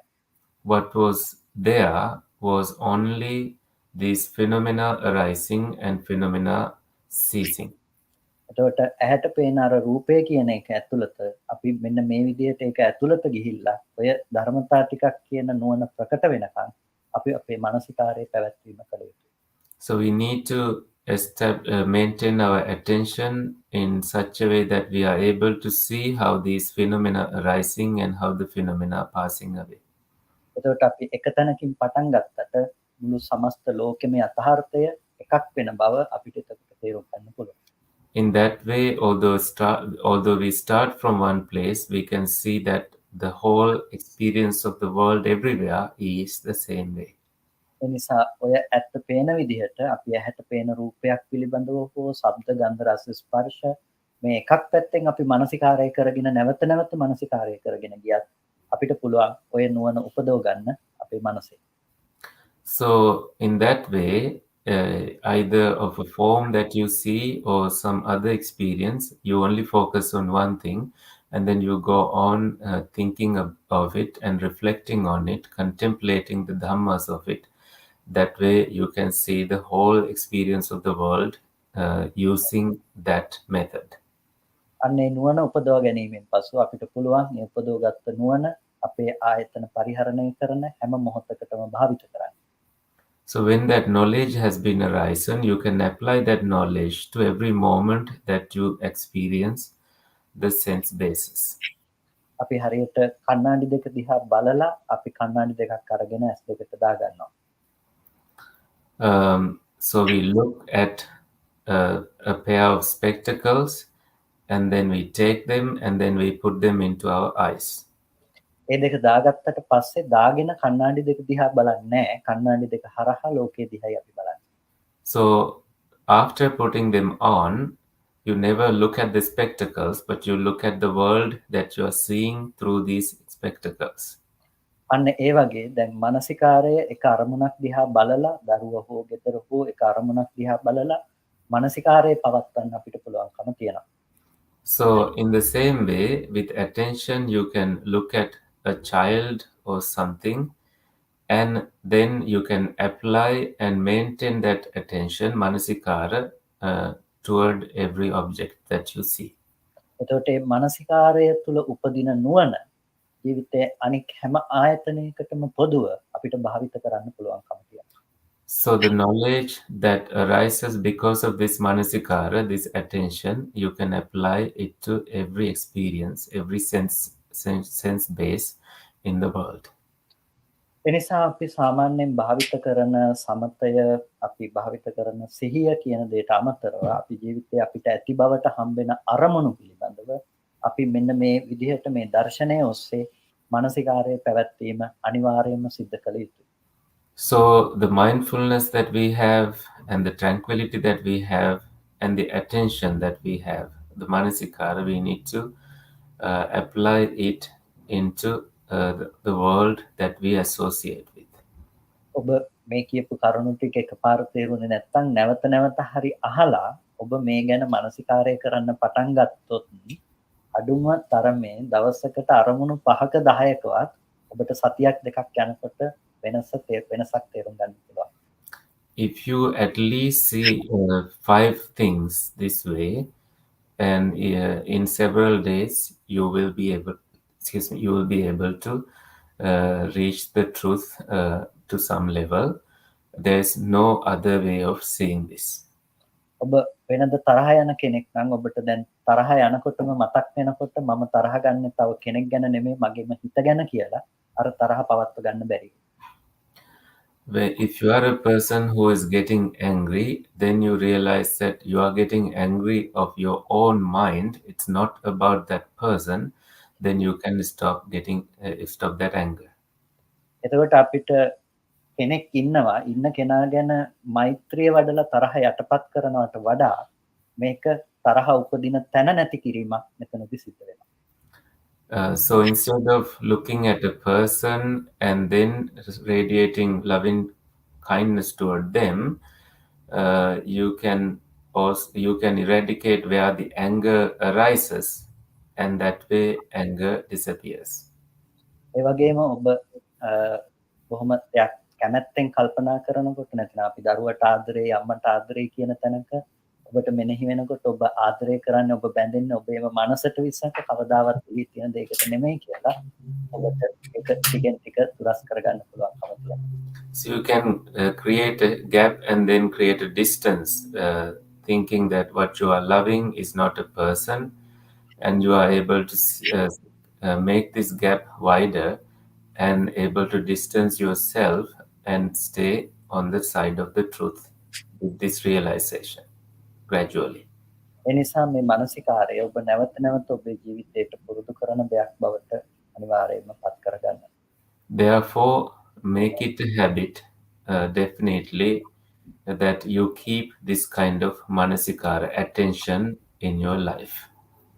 I think මම කැමතියි මේ වෙලාවේ ප්‍රශ්න ගැටළු වලට අවස්ථාව ගන්න. කුසල හඳුනට වදින්න තියෙන නිසා. Now I like to give the opportunity for questions. Namayang Dhammakataya Sadhukarang Namaste. Sadhu, sadhu, sadhu, anumodami. Thank you, Bhante Kumāra Kassapa, for this beautiful Dhamma talk. And thank you, Bhante Kusala, as usual, for making it accessible to all of us. And at this point, if there are any questions, we can ask them to Bhante. Well, since people are still gathering their thoughts, I'll go with my question. And I would like to ask Bhante if he could explain essentially, or if he could advise how to practice in the way that he has described without falling into the wrong view that the Buddha talks about as going into there is no mother nor father, there is no this world and the next world. So essentially falling also into the basically in the non-existence. සායනහන්ස දැන් මේ විදියට පුහුණු වෙද්දී බුදුරජාන් වහන්සේ දේශනා කළ තියෙනවානේ අම්ම කෙනෙක් නෑ කියන මිත්‍යා දෘෂ්ටියට තාත්තා කෙනෙක් නෑ කියන මිත්‍යා දෘෂ්ටියට වැටෙන්නේ නැතුව කොහොමද මේ පුහුණුව පවත්වා ගන්නෙ කියලා අහනවා. ඔව් ඒක ඉතාම වැදගත් දෙයක්. පළවෙනි දේ තමයි ලෝකෝත්තර සම්මාදිට්ඨිය පිළිබඳව අපි කතා කරන්නේ ලෞකික සම්මාදිට්ඨිය මත පිහිටි කෙනෙකුට. So It's a very important question, important thing to remember. The first thing is that we talk about the supramundane right view to someone who is already established in the mundane right view. එතකොට අපිට මේ දර්ශනයෙන් තුල අපි කතා කරන්නේ අම්මා තාත්තා හෝ කෙනෙක් නැහැ කියන තැනකට පත් කර ගැනීම පිණිස නෙමෙයි. මොකද අපිට ප්‍රශ්නේ තියෙන්නේ දැන ගැනීම නොවන නිසා. So what we are talking about is not to නැවත කියන්න සරින්හස. ඒ කියන්නේ අපිට අම්මා තාත්තා නැහැ කියන තැනකට මනස ගැනීම සඳහා නෙමෙයි අපි මේ දර්ශනය භාවිත කරන්නේ. අපිට ප්‍රශ්නේ තියෙන තැන වෙන්නේ දැන ගැනීම නෙමෙයි. So it's not about knowing or making it look like you don't have a mother or a father. It's not the question. එතකොට අපි රූපයක් දැක්කහම ඒ රූපය පිළිබඳව අම්මා තාත්තා ආදී ලෙස දැන ගැනීමෙහි කිසිම ප්‍රශ්නයක් ඇත්තේ නැහැ. So in knowing that after seeing a form, in knowing that there is a mother, there is a father, there is no problem with it. ප්‍රශ්නේ තියෙන්නේ අපි දැනගන්න දේ දකින දේ කියලා හිතන මොඩකම. So the problem is our foolishness that what we see is what we know is what we see. එතකොට දැනගන්න දේ දකින දේ එකතු කරන අවිද්‍යාවේ ස්වභාවය මිසක මෙතනින් නැති වෙන්නේ අපි දකින දේ පිළිබඳව දැන ගැනීම නෙමෙයි නැති වෙන්නේ. So it's not the knowing that disappears. It is between knowing and seeing, and only the difference disappears here. එතකොට අපිට සම්මුති ඥාණයට ලෝකයේ තුල අම්මා තාත්තා ආදී ලෙස සම්මුති දැන ගැනීමට ඉඩ තිබිලා තියෙනවා.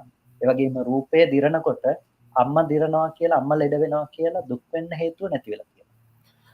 In that way, conventionally, we can know the existence of a mother or a father, but when the mother gets sick, conceptually, we don't say that it's the mother that is getting sick. එනිසා අපිට ඒ අම්මා නැහැ තාත්තා නැහැ ආදී ලෙස තැනකටපත් නොවි අපිට මේ ඒ දෘෂ්ටියෙන් මිදලා මේ මධ්‍යම ප්‍රතිපදාව තුළ මේ අවබෝධයටපත් වෙන්න පුළුවන්කම තියෙනවා. Therefore, without falling into a place where you think there is no mother, there is no father, we can follow the right view and then approach the right understanding.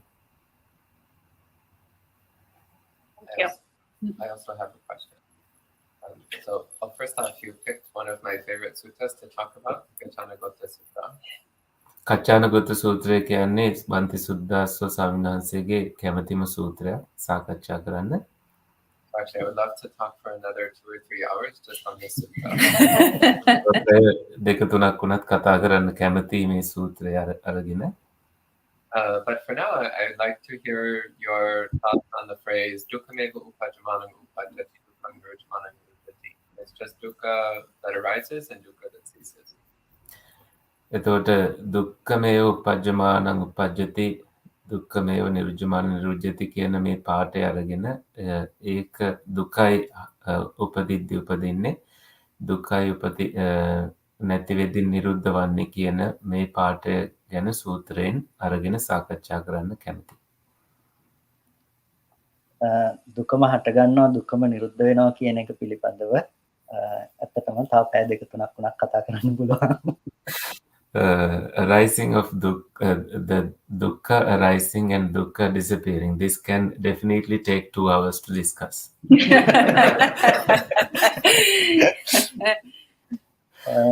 දුකම හට ගන්නවා දුකම නිරුද්ධ වෙනවා ආත්මයක කෙනෙකුගේ පැවැත්මක් නෙමෙයි කියලා බුදුරජාණන් වහන්සේ දේශනා කරන්නේ.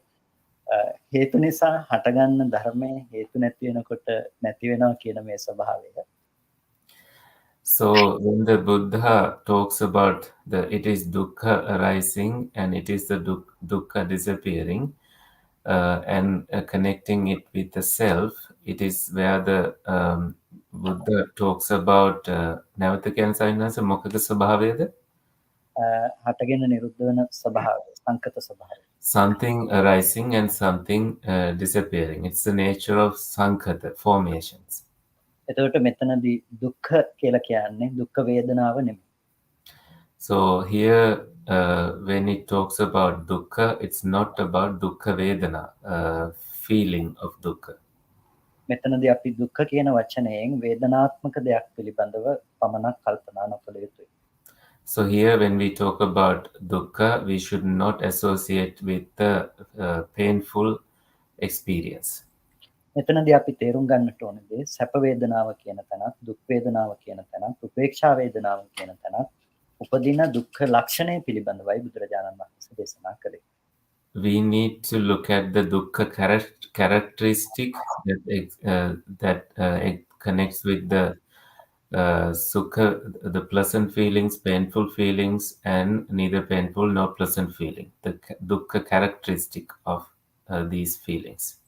එතකොට දුක කියන එක මෙතනදී අපි තේරුම් ගන්නට ඕනේ ලක්ෂණ තුලින් කරන අභිඤ්ඤය ධර්මයක් නැතිනම් පිරිසිඳ දකින නුවණින් පරිඤ්ඤය ධර්මයක් විදිහට දුක දකින්නට ඕනේ. So the dukkha characteristic here is a Dhamma that is about comprehending something, abhinyaya and parinyaya. I would say comprehending and realizing completely. එතකොට අපි එතනදී තේරුම් ගන්නට ඕනේ මේ දුක්ඛමේව උපජ්ජමාන උපජ්ජති දුක්ඛමේව නිරුච්චමාන නිරුච්චති හේතු නිසා සකස් වන ධර්මය පොදුවේ අපි සංග්‍රහ කරගත්තොත් ලක්ෂණ වශයෙන් හේතු නිසා සකස් වෙනවා කියන එක සංකත ලක්ෂණය කියලා කියනවා. So it is sankata lakkana, that something arises because of causes, that is about the nature of formation. ඒ වගේම හේතු සමූහයක ඵලයක් විදිහට හටගත්ත දේ ඒ එක එක හේතුෙහි නැතිවීමෙන් ඒක ඒ ඵලය පෙළීමට ලක් වෙනවා. ඒ නිසා පීලනාර්ථයේහි දුක්ඛ ලක්ෂණය තේරුම් ගන්න. When causes disappear one after the other, it falls into Pilanartha, about disappearance of causes. ඒ කියන්නේ අපි උදාහරණයක් කිව්වොත් එකනෙකට බැඳීමක් නැති දෙයක් උඩ දේවල් කිහිපයක් උඩ අපි යම් එක වස්තුවක් ලැබුවොත් අර මේ එකිනෙකට බැඳීමක් නැති දේවල් ටික එක එක වැටෙනකොට අර උඩ තියෙන එක වැටෙන්න මේ වැටීමට භාජනය වෙනවා වගේ නැතිනම් ඒක අනාරක්ෂිත වෙනවා වගේ එතන ඵලයේහි පීලන ලක්ෂණයක් කියනවා හේතු ධර්මයන් වෙන්ව යන බව නිසා. For example, when something is placed on some other things that are connected to each other and the things below start to fall apart, and what is placed above also has to fall and disappear. So it has that characteristic there. ඒ වගේම හටගත්ත මොහොතේ පටන් ඒක ක්‍රමක්‍රමයෙන් නැතිවීම ස්වභාව කරගෙන නැති වෙන තැන දක්වා යනවා අපි ඒකට කියනවා විපරිණාමයේ දුක්ඛ ලක්ෂණය කියලා. From the moment it has arisen, it goes toward ceasing. So there you say it is a characteristic of transientness, a viparinama. ඒ වගේම හටගත්ත ධර්මය ඇසීමට යනවා වැයවීම දක්වා යනවා ඒ ගතියට අපි කියනවා සංතාප දුක්ඛ ලක්ෂණය කියලා. So the Dhamma that has been arisen also goes to Pasima, the sign? ඇසීම. Pasima. That is about reaching to වැඩිහිටි වෙනවා මොහු කුරා යනවා. maturing of it. So ඒකට කියන්නේ මොකද්ද සයිනස්? සංතාප දුක්ඛ ලක්ෂණ. So it is called the Santapa Dukkha characteristic. එතකොට මේ ලක්ෂණ ටික සැප දුක් උපේක්ෂා කියන මේ හැම වේදනාවකටම පොදු වන ලක්ෂණ ටික. So these characteristics are common to pleasant, unpleasant, and neither painful nor pleasant feelings. කාම භූමි, රූප භූමි, අරූප භූමි ආදී හැම තැනකටම පොදු ලක්ෂණ ටිකක්. So these are also common to sense sphere material sphere and immaterial sphere. එනිසා මේ තුන් භූමිය අනුව ගිය කිසිමම ධර්මයක් දුකෙන් මිදුණු දුක්ඛ ලක්ෂණයන්ගෙන් මිදුණු දෙයක් බවට පත් වෙන්නේ නැහැ. So any Dhamma that has gone according to these three sense spheres are not free from the dukkha characteristic. ඒ වගේම අර ලක්ෂණ ටික විද්‍යමාන වන ධර්මයක් නිසා ඒක කිසිම අවස්ථාවක ආත්මයක් යන පැනවීමට යන්නේ. Because these characteristics exist, that they appear, you can never say that it is a self, Atma. ඒ ගැන කෙටියෙන්ම කිව්වොත් ඔය විදිහට තමයි කියන්නේ. So that's how you can explain it if we were to explain it briefly.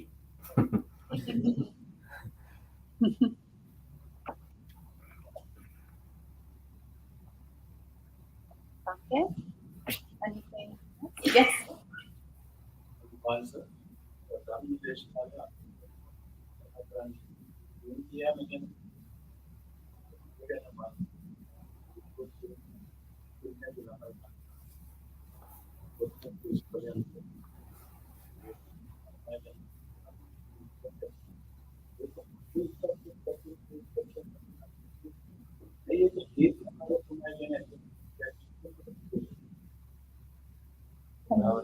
Yes. So another ප්‍රශ්නෙත් කියලාම පටන් ගත්තා නම් හොඳයි. මට ඇහුනේ නැහැ. Yeah. Yes. As I understood that, anger is something the rising against your mind, not the person, was the reason, whatever you did that different. I am properly understanding that I was explaining you the current situation. Children are going to get and go to school without and people are dying without this. I think of that. My anger is good.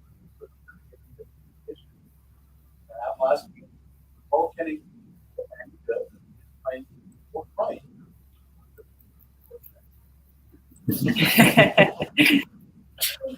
ස්වාමීනාස ඇහුණාද? මට ඇහුන්නේ නැහැ මොනවද? I did not hear the question.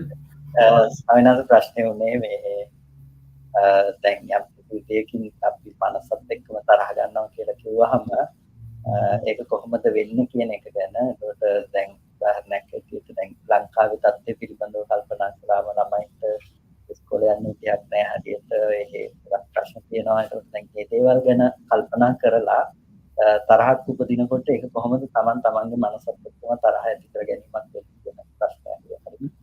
So the question is about someone getting angry about within oneself, especially thinking about what is happening in Sri Lanka, that children can go to school, and then you get angry. So how do we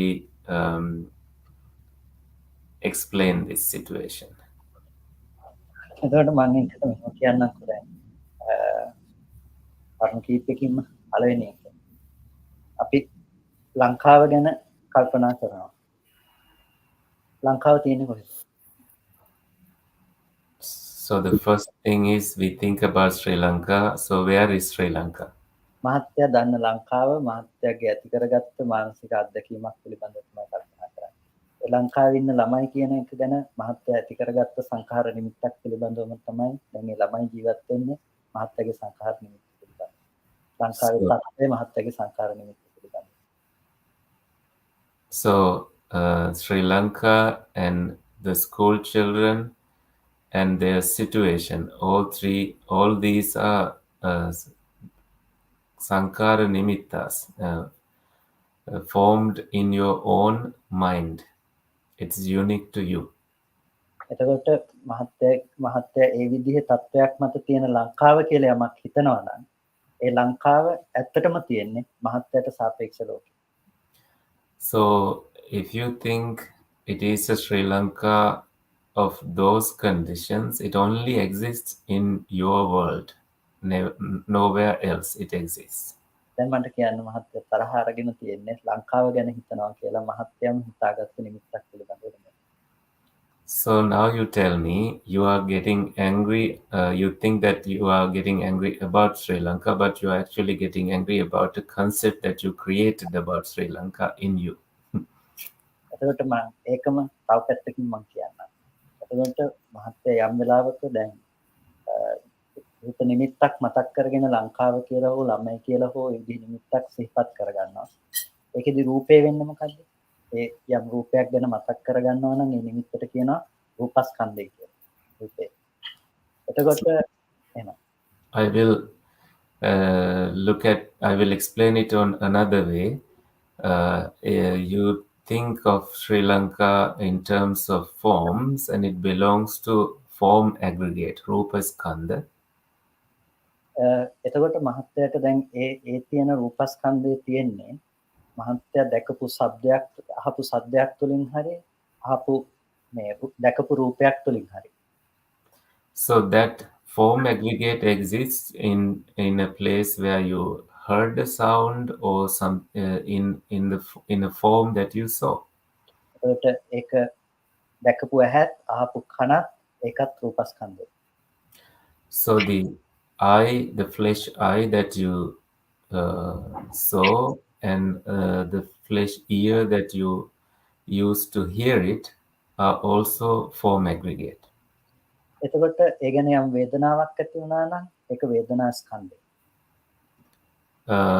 So if you had any කලින් එක සවිනාස ඒකත් රූපස්කන්ධයද? ඒකම රූපස්කන්ධය. So both the previous ones are form aggregate, and any feelings of associated with it is feelings aggregate, vedana skandha. ඊට පස්සේ යම් විදියකින් හඳුනාගත්තා නම් ඒක සංඥා ස්කන්ධය.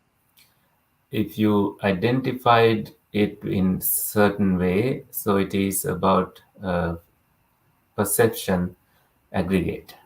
ඒ වගේම හිතන කමක් තිබුණා නම් ඒක සංස්කාර ස්කන්ධය. If you had thinking about it, that's about formation aggregate, sanskara skandha. දැනගන්න බවක් තිබ්බා නම් ඒක විඥාන ස්කන්ධය. If you had knowing about it, that's vijnana skandha, consciousness aggregate. එතකොට ස්කන්ධ පහක පැවැත්ම. So it's a continuation of 5 aggregates. ඔය ස්කන්ධ පහෙන් ලංකාවුනේ කොයි ස්කන්ධයද? So from all these 5 aggregates, which one was Sri Lanka? ඔය ස්කන්ධ පහෙන් තමන් උනේ කොයි ස්කන්ධයද? From these 5 aggregates, which one was you? ඔය ස්කන්ධ පහ එක කාසියක් නම් ඔය කාසිය එක පැත්තක් දිහා බලනකොට අපිට පේනවා ලංකාව වගේ. All these 5 aggregates, if you think that these 5 aggregates is a coin, when you look at only one side, you see Sri Lanka. එක මොහොතක හටගන්න ඔය ස්කන්ධ පහක් විතර නම් තමන් බවට යන්නේ ඔය ස්කන්ධ පහමයි.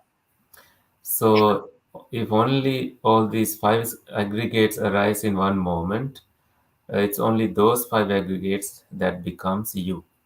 එහෙනම් ඒ කාසිය අනිත් පැත්ත තමන් බවට ගියපු පැත්ත. The other side of the coin is what went as you. දැන් අපි ලංකාව පැත්ත පෙරලලා මිටියක් අරගෙන හයියෙන් තලනවා. So now we turn the coin to the Sri Lanka side and get a hammer and give a what's the word for it in English? Give a big blow on it.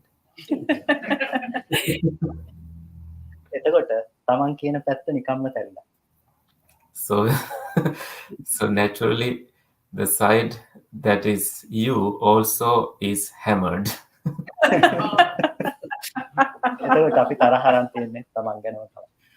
Therefore you have gotten angry only about you.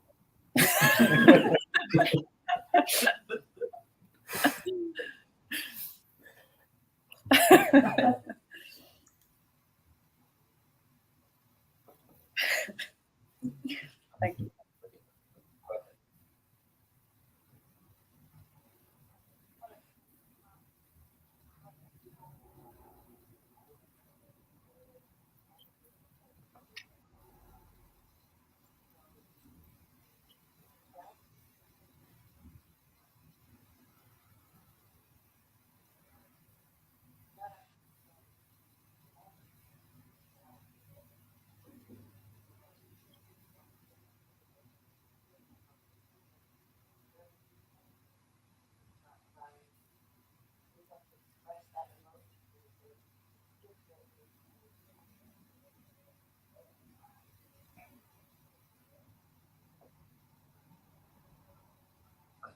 Bhante Kusala, did you hear that? No. No. So one of the people here was saying that in anger management training, they say that anger is a secondary emotion. So often it starts with feeling something like sadness or frustration, like about the situation in Sri Lanka, for example. And then because of some difficulty in relating with that emotion or feeling it or expressing that emotion, then we go into anger. තරහව කියලා කියන්නේ ද්විතීයක හැඟීමක් විදියටයි එතන පැහැදිලි කරන්නේ ලංකාවේ සත්වය කියන එක ගත්තාම ඉස්සෙල්ලා අපිට දුකක් හරි මොකක් හරි ඉස්සෙල්ලා ඇති වෙන්නේ ඊට පස්සේ තමයි තරහව ඇති වෙන්නේ කියලා කියනවා. අපි ධර්මයේ තුල කතා කරන්නේ ඒ දෙයම තමයි. හැබැයි අපි කතා කරනකොට දුක කියලා කියන්නේ තරහෙම තව එක පැත්තක්. We talk about the same thing in Dhamma, but when we say it is dukkha, we are looking at one side of anger. ඒකට කියන අපි පටිඝය කියලා. We call it patiga, aversion. පටිඝ නිමිත්තම් භික්ඛවේ අයෝනිසෝ මනසිකරෝතු අනුප්පන්නාචේව ව්‍යාපාදෝ උපජ්ජති උප්පන්නාචේව ව්‍යාපාදෝ බිහියෝ භවයි වේකුල්ලාය සංවත්තති කියනවා. කියන්නේ පටිඝ නිමිත්ත නුනුවණින් මෙනෙහි කරනකොට ඒක ගැනම තව තව සිතුවිලි උපදවනකොට ඒක ව්‍යාපාදයේ දක්වා දැඩි තරහව දක්වා ඒක වර්ධනය වෙනවා. ඒක නූපන්නා වූ ව්‍යාපාදී ඉපදීමටත් උපන් ව්යාපාදයේ වැඩි වීමටත් හේතු වෙනවා. ඒ ගැන නුනුවණින් මෙනෙහි කරනවා. When you reflect on it unwisely, when there is patiga nimitta, aversion, object of aversion, it converts into anger, bringing up anger that was not there and increasing the anger that was there because you reflect on it unwisely.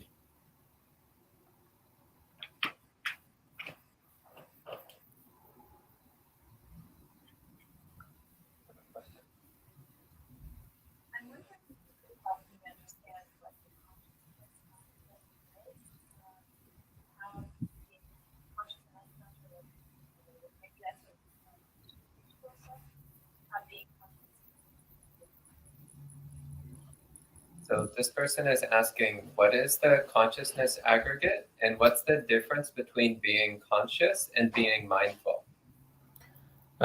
විඥාන ස්කන්ධය කියන්නේ මොකක්ද කියලා අහනවා. එතකොට සවිඥානික වීමත් සිහියෙන් සිටීමත් අතර වෙනස මොකක්ද කියලා අහනවා. විඥාන ස්කන්ධය කියලා කියන්නේ දෙක්ම දැනගන්න ස්වභාවය. So consciousness aggregate is merely about knowing. විඥානාති විඥානාතිකෝ අවසෝ විඥානං තස්මා විඥානං උච්චති කියනවා. දැනගන්නවා ඒ දැනගන්න ස්වභාවය නිසා තමයි ඒකට විඥානය කියලා කියන්නේ. So the nature of knowing is called viññāna. Vijjanati vijjanatiko bhikkave viññāna. So that's the Pali quote. එතකොට අපි නිල් කහ රතු ආදී ලෙස දේවල් දැනගන්නවා. ඊට පස්සේ අපි යමක්ද අරමුණු කරන්නේ ඒක සැප දුක් උපේක්ෂා වශයෙන් දැනගන්නවා. ඊට පස්සේ අපි ලෝකේ පනවගත්ත දේවල් අම්මා තාත්තා දුව පුතා මේ ආදී වශයෙන් දැනගන්නවා. උදෙක්ම විඥානය කියන්නේ ඒ හැම දෙයක්ම දැනගන්න ලක්ෂණයට. So we perceive things as blue, we see things as yellow colored, red colored, mother, father. So we just merely knowing is called viññāna. එතකොට මේ තමයි විඥානයේ ස්වභාවය. හැබැයි සවිඥානික බව කියලා කියනකොට මේ විඥානය මේ රූපය අසුරු කරගෙන පවතින ලක්ෂණය. So that's the nature of knowing, but the nature of being conscious is how we are conscious, how the form associates the mind. එතකොට රූපය අසුරු කරගෙන මනස පවතින නිසා තමයි ඇස කන නාසය දිව ශරීරය කියන මේ ඉන්ද්‍රියන්ට ගැටෙන අරමුණු වලට මනස යොමු වීම සිද්ධ වෙන්නේ. Because the form, the body associates mind, it goes into different things that you experience, such as through the eye, ear, nose, tongue, body, etc. එතකොට අපි සිහිය පිළිබඳව කතා කළොත් එතනදී අපි ධර්මයේ තුල කතා කරන්නේ සිහිය කියන උදු එක වෙන් කරගත්ත ඒකකයක් පිළිබඳව නෙමෙයි සිහිය සහ නුවණ කියන කරුණු දෙකක් පිළිබඳව. So in Dhamma, when we talk about mindfulness, we are talking about being mindful and being knowledgeable about something. එතකොට එතනදී සිහියේ ලක්ෂණය පිළිබඳව බුදුරජාණන් වහන්සේ අපට දේශනා කරනවා චිරකතම්පි චිරභාසිතම්පි සරිතා අනුස්සරිතා බොහෝ කල් කොට කිව්වා වූ කළා වූ දේවල් පිළිබඳව අපිට සිහි කරන්නට පුළුවන් ගතිය තියෙන්නේ සිහිය නිසා. It's because of mindfulness that you remember things that you spoken long time back and so long time back. So there was also a Pali quote mentioned, Chirakatampi Chirabhasitampi. What you did long time back, what you spoke long time back, you can remember because of mindfulness. ඒ සිහිය නැති දෙයක් අපිට මතක් කරන්න පුළුවන් කමක් නැහැ. If you are not mindful there, you can never recall about it. එතකොට අපිට එතනදී මේ සිහිය කියලා අපි දියුණු කළ යුතු දේ පිළිබඳව කතා කරන්නේ අන්න ඒ ගතිය නෙමෙයි. පමණක් නෙමෙයි. So when we talk about something to be developed as mindfulness, it's not about that quality that we are talking about. අපි දියුණු කළ යුතු දේ වෙන්නේ සති සහ සම්පජඤ්ඤ කියන මේ කරුණු දෙකම එකතු කරගෙන. What we need to develop is mindfulness and clear comprehension together. ඒ නිසා තමයි සති සම්බොජ්ජංගේ වැඩිම පිළිබඳව දේශනා කරනකොට බුදුරජාණන් වහන්සේ සති සම්බොජ්ජංගේ වඩන්නට සති සම්පජඤ්ඤ කියන කරුණු දෙකම අවශ්‍යයි කියලා දේශනා කළා. So when the Buddha talked about developing sati sambojjhanga, a mindfulness awakening factor, the Buddha highlighted that mindfulness and clear comprehension, sati sampajanya, have to be practiced together. එතකොට අපිට එතන තියෙන සිහියෙන් අර හැම පැත්තකටම තියෙන දැන ගැනීම කියන දේ කොටස් දෙකකට වෙන් කරලා අපිට තේරුම් ගන්න පුළුවන්කම තියෙනවා. So using that mindfulness, we can divide knowing every aspect into two ways. පළවෙනි එක තමයි අපි අර කතා කරපු විදිහට ලෝකේ පවතින යථාර්ථය පිළිබඳව දැනගන්න දේ පිළිබඳව දැනගැනීම. So the first one is knowing how the world, the reality of the world exists. දෙවෙනි එක තමයි අපි මනසින්ම දෙයක් අරමුණු කරලා මනසින් අරමුණු කරලා දැනගන්න දේ පිළිබඳව දැනගැනීම. The second one is cognizing something through the mind and knowing about it. එතකොට සිහියේ පැවැත්ම තුළ අපිට විඥානයේ අත්දැකීම කොටස් දෙකකින් මේ විදිහට වෙන් කරලා තේරුම් ගන්න පුළුවන්කම ලැබිලා තියෙනවා. So with the existence of the mindfulness, you can understand these two aspects of the consciousness. එතකොට එකක් යථාර්ථ වශයෙන් පවතින දේ වෙනකොට අනිත් එක අපිට යථාර්ථ වශයෙන් නොපවතින හදාගත්ත දෙයක් හැටියට තේරුම් ගන්න පුළුවන්කම ලැබිලා. One is about the actual reality and what is there, and one is about the conceptual world that does not exist, that has been created. ඒක තමයි සිහියේ ලක්ෂණය සහ විඥානයේ ස්වභාවය. So that is the characteristic of the mindfulness and the nature of consciousness. එතකොට සිහියෙන් ඇති කරන විඥානයක් තියෙනවා නම් සිහිය මූලික වුණ තැනක පවතින විඥානය පිරිසුදුව අනිත් ඒ ධර්මයන්ගේ පවතින ස්වභාවය දැන ගැනීමට ගිහිනවා. So if there is any consciousness that is caused by mindfulness, it is directed at knowing the nature of the phenomena that is surrounding that experience. ඒ විඥානයත් එක්ක විඥානයේ යෙදෙන තැන සිහිය තමන්ගේ වැඩ කොටස කලේ නැත්නම් සිහිය සහ නුවණ එතන සම්පූර්ණම අවිද්‍යාව මත ගොඩනගන දෙයක් දැනගන්න වෙලා. If you did not bring up mindfulness there, it is based on ignorance only. ඒ නිසා අපි සිහිය හැම වෙලාවකදීම පුරුදු කළ යුතු දෙයක්. ඒක තමයි යථාර්ථය දැනගන්නවා කියන තැනට උපකාරවන්නේ. So therefore we need to continuously develop mindfulness, and that aids you to seeing the reality.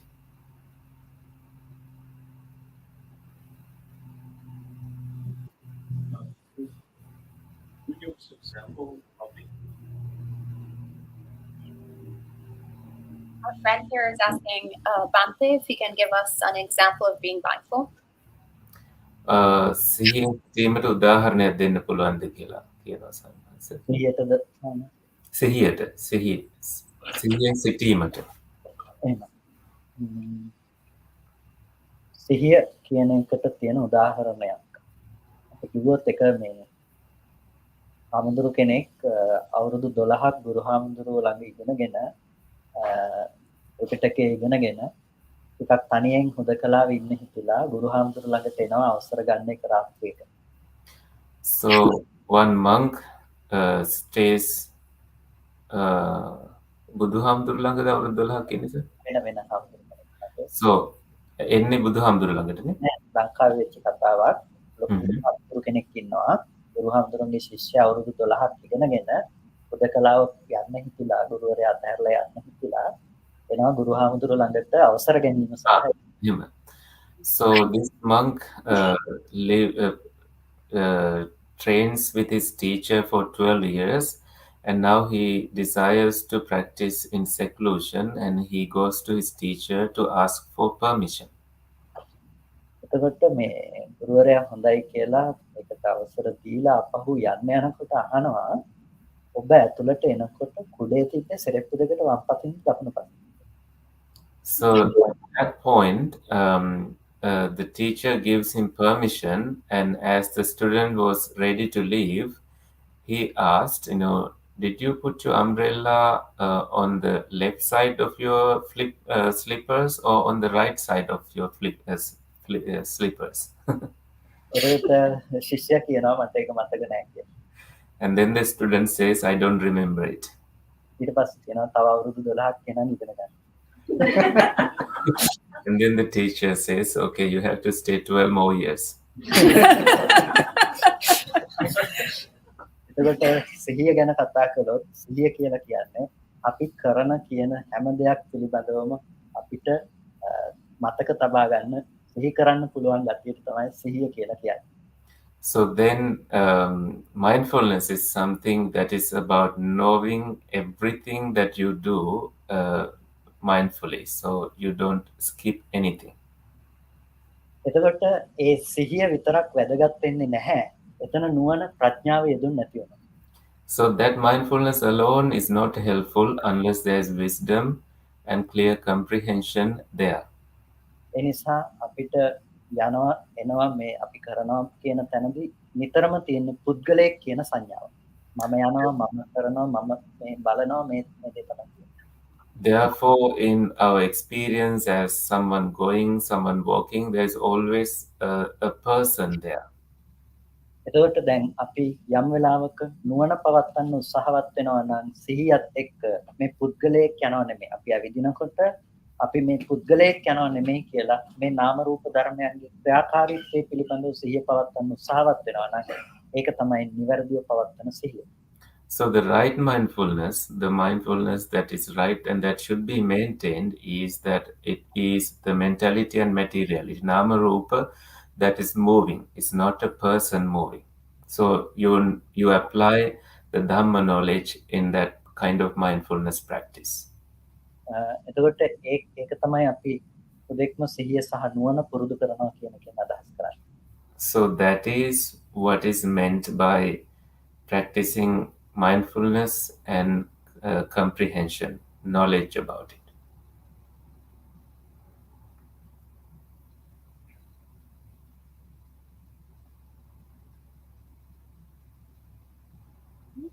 Else? Otherwise, we have some questions from online.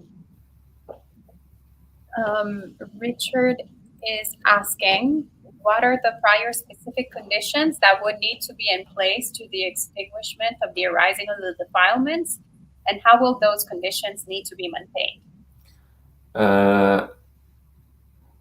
කෙලෙස් නැති කිරීමට තිබිය යුතු විශේෂ තත්ත්ව මොනවද? මූලික තත්ත්ව මොනවද කියලා අහනවා. ඒ තත්ත්වයන් පවත්වා ගන්නේ කොහොමද කියලා අහනවා.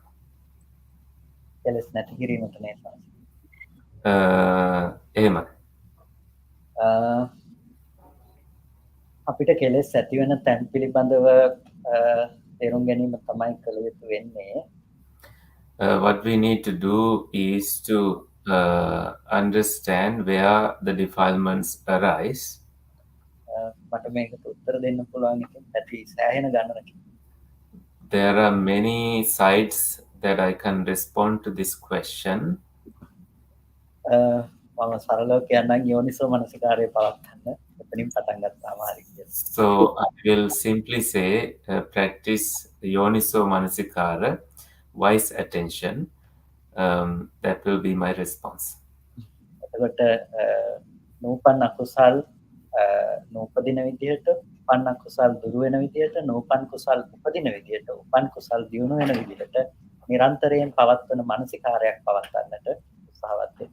So you need to maintain an attention that is preventing arisen unwholesome states and also eradicating arisen unwholesome states and also giving rise to wholesome states that are not arisen and also maintaining wholesome states that are arisen.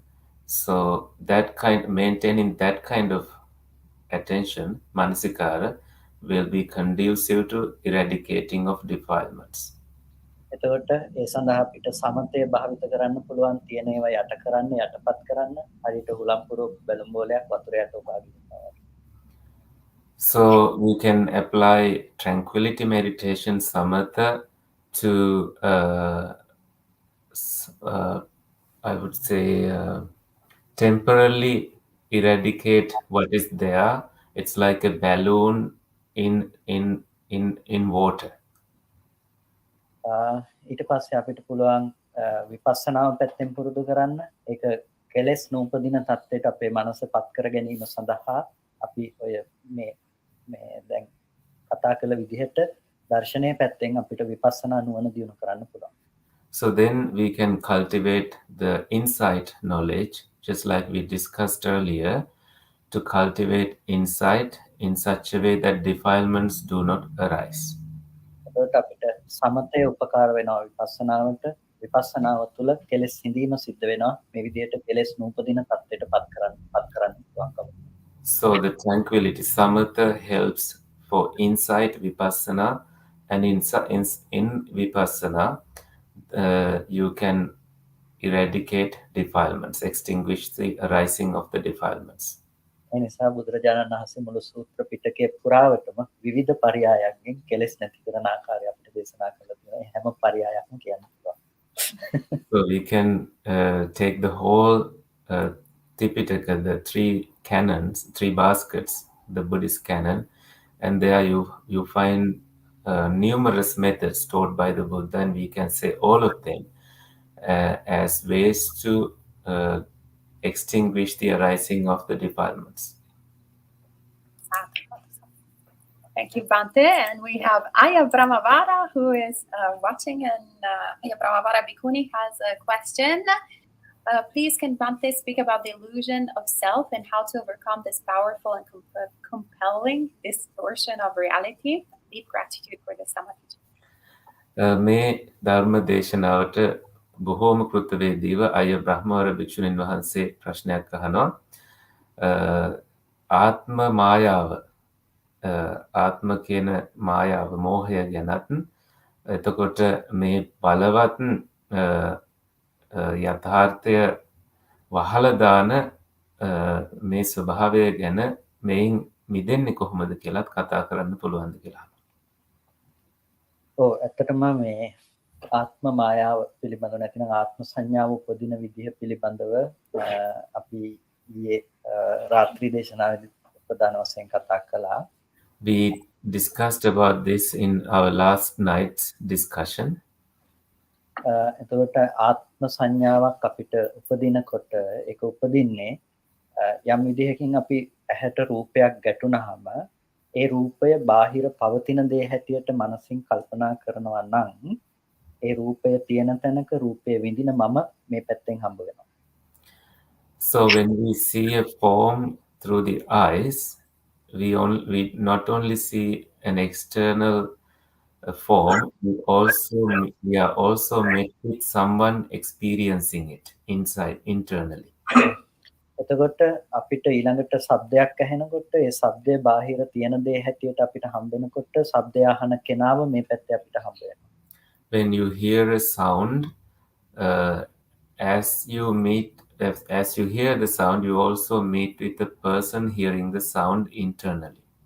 ඒ වගේ හැම රූප නිමිත්තක් පාසාම එක මොහොතක ලක්ෂ කෝටි වතාවක් අපිට මෙහි මමත්වයේ පුද්ගලයෙක් වෙමි කියන හැඟීම පවතිනවා. So in every experience of a form, whether it is a form experienced through the eyes or ears, hundreds and million times, the knowledge that there is a self also is arisen in us. එතකොට ඒ වෙමි කියන හැඟීම් සම්තතියක් තුළ අපිට එක දිගට ජීවත් වෙන පුද්ගලයෙක් ඉන්න බවට ආත්ම දෘෂ්ටියක් ආත්ම මායාවක් ඇති වෙනවා. So there the view of a self is arisen because we tend to think that there is I in that collection of aggregate of thinking. එතකොට අපිට ඒ රූපේ දකින පුද්ගලයා, ශබ්දය අහන පුද්ගලයා ආදී හැමතැනකම එක පුද්ගලයෙක් රැස් වුණාට පස්සේ ඒ විඳිනු ලබන ආත්මයක පැවැත්ම දැඩිව අල්ලගෙන එක පුද්ගලයෙක් එක දිගට ජීවත් වෙනවා කියලා ඇසුරු වීම සිද්ධ වෙනවා. Because we hear sounds and we see forms and we see a person experiencing it, there is this thick continuity of ignorance as a self experiencing these experiences. මේක රූප, වේදනා, සංඥා, සංඛාර, විඥාන කියන ස්කන්ධ පහ මතම ස්කන්ධ පහේ අත්දැකීම මතම ඇති වෙනවා. This arises in terms of forms, feelings, perceptions, formations and consciousness in all these 5 aggregates. එතකොට ඒක අපි දැඩිව පරාමර්ශණය කරගෙන කියන්නේ දැඩිව අල්ලගෙන ඉන්නකොට ඒක තමයි අපි ආත්ම දිට්ඨිය කියලා කියන්නේ. So clinging to this as a self is called the view of a self. ඒක අපි සක්කාය දිට්ඨිය කියලා අනිත් පැත්තෙන් හඳුන්වනවා. On the other hand, we call this the Sakkaya Ditti, self view. එතකොට මෙන්න මේ ආකාරයකින් පවතින දේ අපි නාම රූප පරිච්ඡේද වශයෙන් හෝ ස්කන්ධයන්ගේ උදේවැය දැකීම විදිහට හෝ දකිනකොට අපිට එක දිගට පුද්ගලයෙක් ඉන්නවා කියන එක දුරු වීම පටන් ගන්නවා. So when we start seeing this nature in terms of mentality and materiality, or Nama Rupa Anityak Vatsanada? ස්කන්ධයන්ගේ උදේවැය. Arising and cessation of disappearance of aggregates, slowly the self view start to disappear. එතකොට අපිට සෝවාන් මාර්ගයෙන් ඒ දිට්ඨි මට්ටම ප්‍රහාණය වෙනවා. අරිහත් මාර්ගයෙන් අස්මිමාන මට්ටම වෙමි කියන හැඟීම ප්‍රහාණය වෙනවා. So through the path of stream winning, the view disappears, and through attainment of arahanthood, there is I concept, there is me doing concept also vanishes. Asmivana, the conceit disappears. එනිසා ස්කන්ධයන්ගේ නොදන්නාකම තමයි ආත්මයක් ගොඩනැගීමට හේතුව. ස්කන්ධයන්ගේ උදේවැය දැකීම තුළ ඒක අපිට දුරු කරගන්න පුළුවන්කම තියෙනවා. ඒකට ක්‍රමවේදය තමයි ස්කන්ධයන්ගේ හට ගැනීම සහ වැයවීම දැකීම. So not knowing about the aggregates is why we have a view of a self, and seeing the arising and cessation of these aggregates is how we get rid of the self view.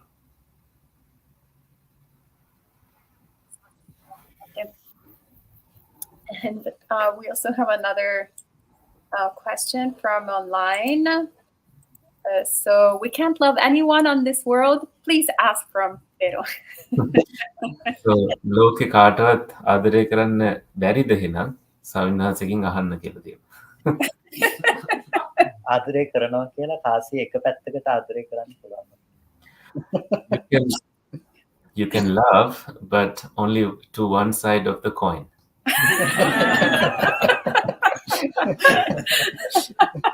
හැබැයි ඔබ කොච්චර ආදරය කරනවා කිව්වත් ඔබ ආදරය කරන්නේ ඔබේ මානසික විශ්සක තව කෙනෙකුට නෙමෙයි. No matter how many times you say you love someone, you only love one side of it. ඒක සංකල්පමය වශයෙන් හැමදාම ඔබේ සංකල්පනාවට ආදරය කරලා තියෙනවා. සංකල්පය වෙනස් වුණොත් සංකල්පනාව ඔබේ ආදරය වෙනස් වෙනවා. So you have loved your conceptual experience, and when the conceptual experience changes, your love changes.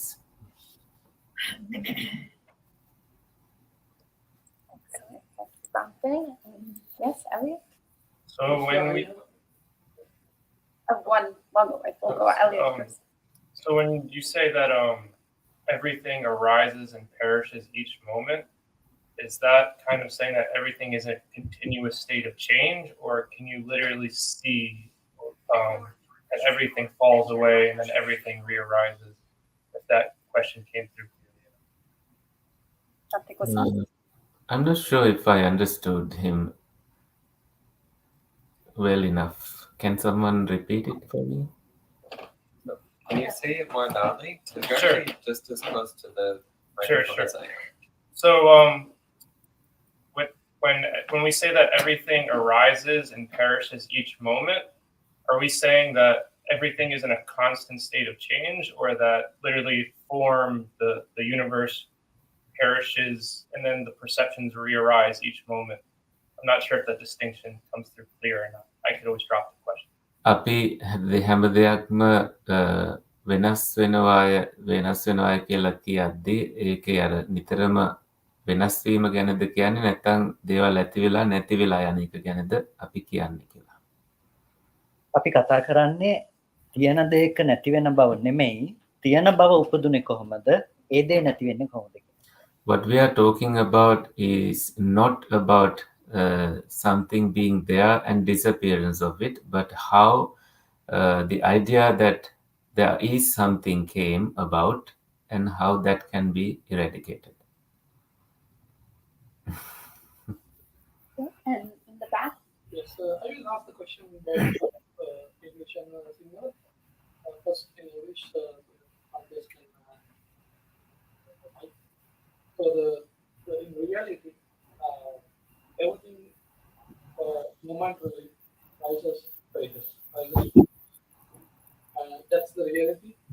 And mind misdiagnosed as if something is coming. If we take the same example that Bhante gave, someone raising the hand, it really is a momentary snapshot. Rising, falling, rising, falling, rising, falling. If that is the case, how can, if the same phenomenon is applicable to the mind, how can the mind connect all those snapshots from the past and create the perception that I raised the hand? So the mind has to prevail across all these snapshots to correct it, right? So just the mind stays constant while everything else rising and falling. Single person have another really යථාර්ථ වශයෙන් මොහොතක ඇති වෙනවා නැති වෙනවා ඒ series එක mind එක අත උදාහරණයක් ගන්නවා මානසික ඔය ටික එකතු කරනවා ඔය ටික ඇති වෙනවා නැති වෙනවා මානස කොහොමද දැක්කේ මනස ඇති වෙන්නේ නැති වෙලා ඒ දිගටම තිබුණාද කවුද ඒ මනසත් ඒ වෙලාව නැතුණා නම් කොහොමද මනස ඔය ටික ඔක්කොම දැකලා එකතු කරන්නේ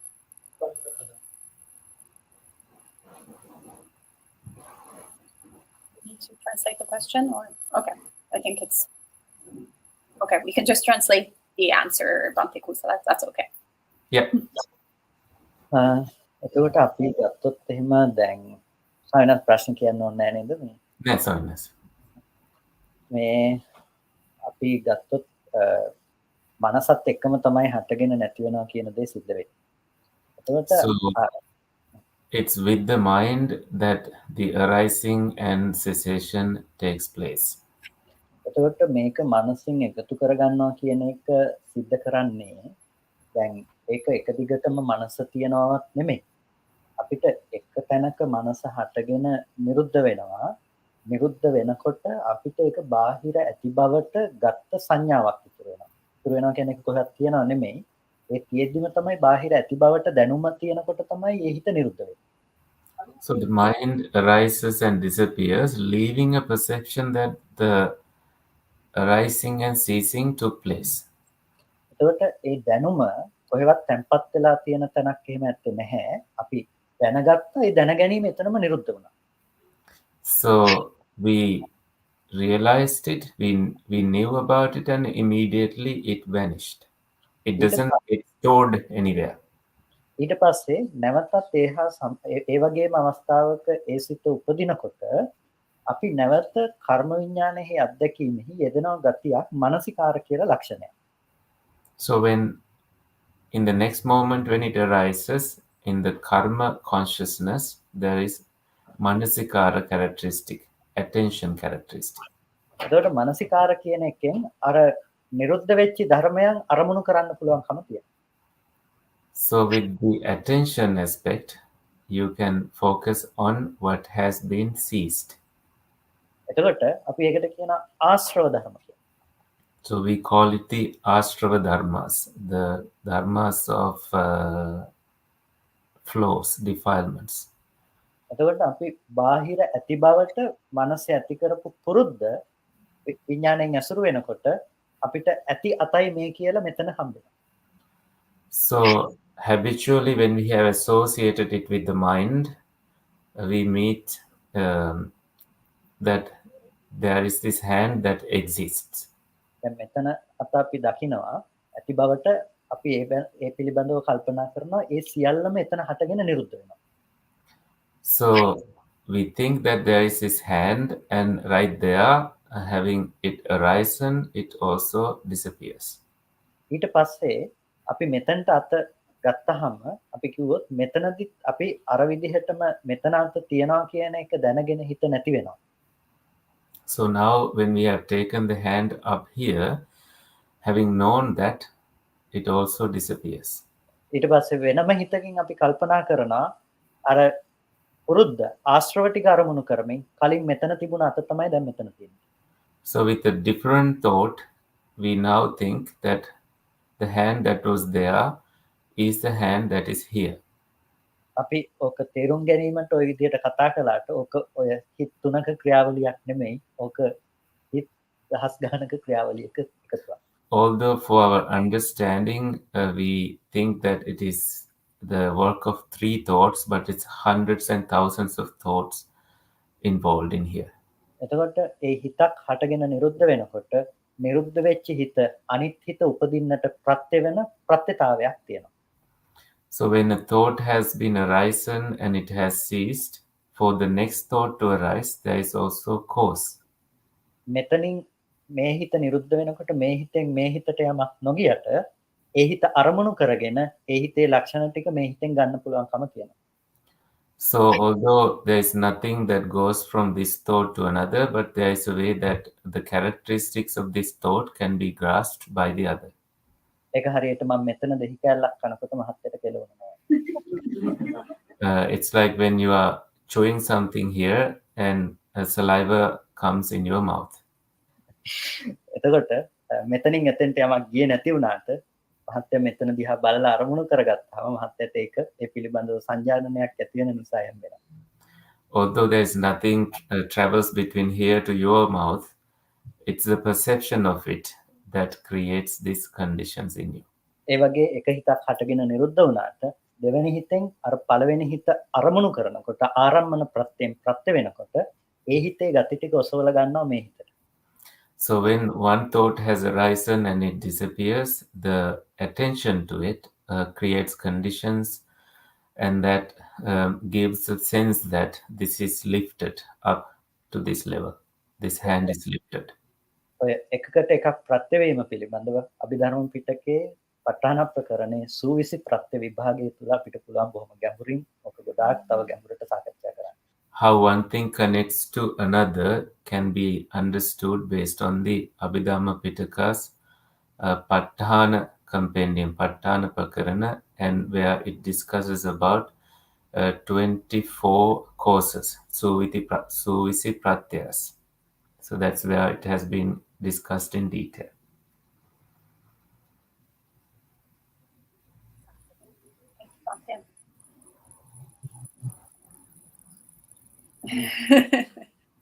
Janaki?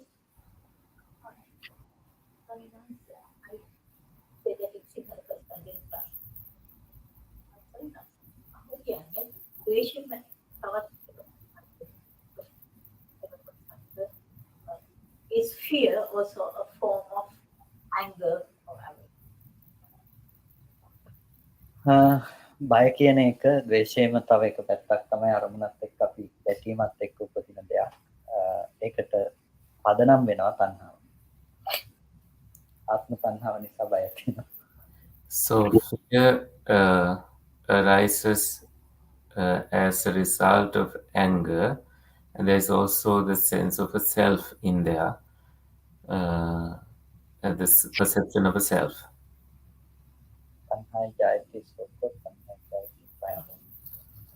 So because of craving, there is grief and there is also fear.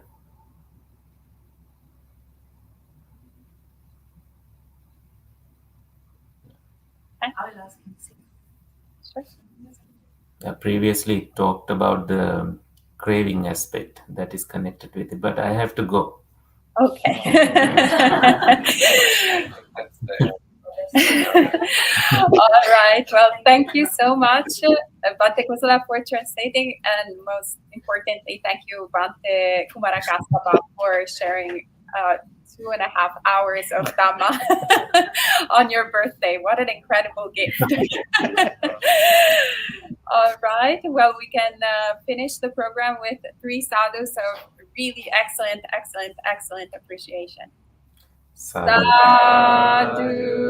sadhu, sadhu. And we'll meet again this week for more Dhamma with Venerable. Thank you again, Bhante Kusala. We'll see you soon.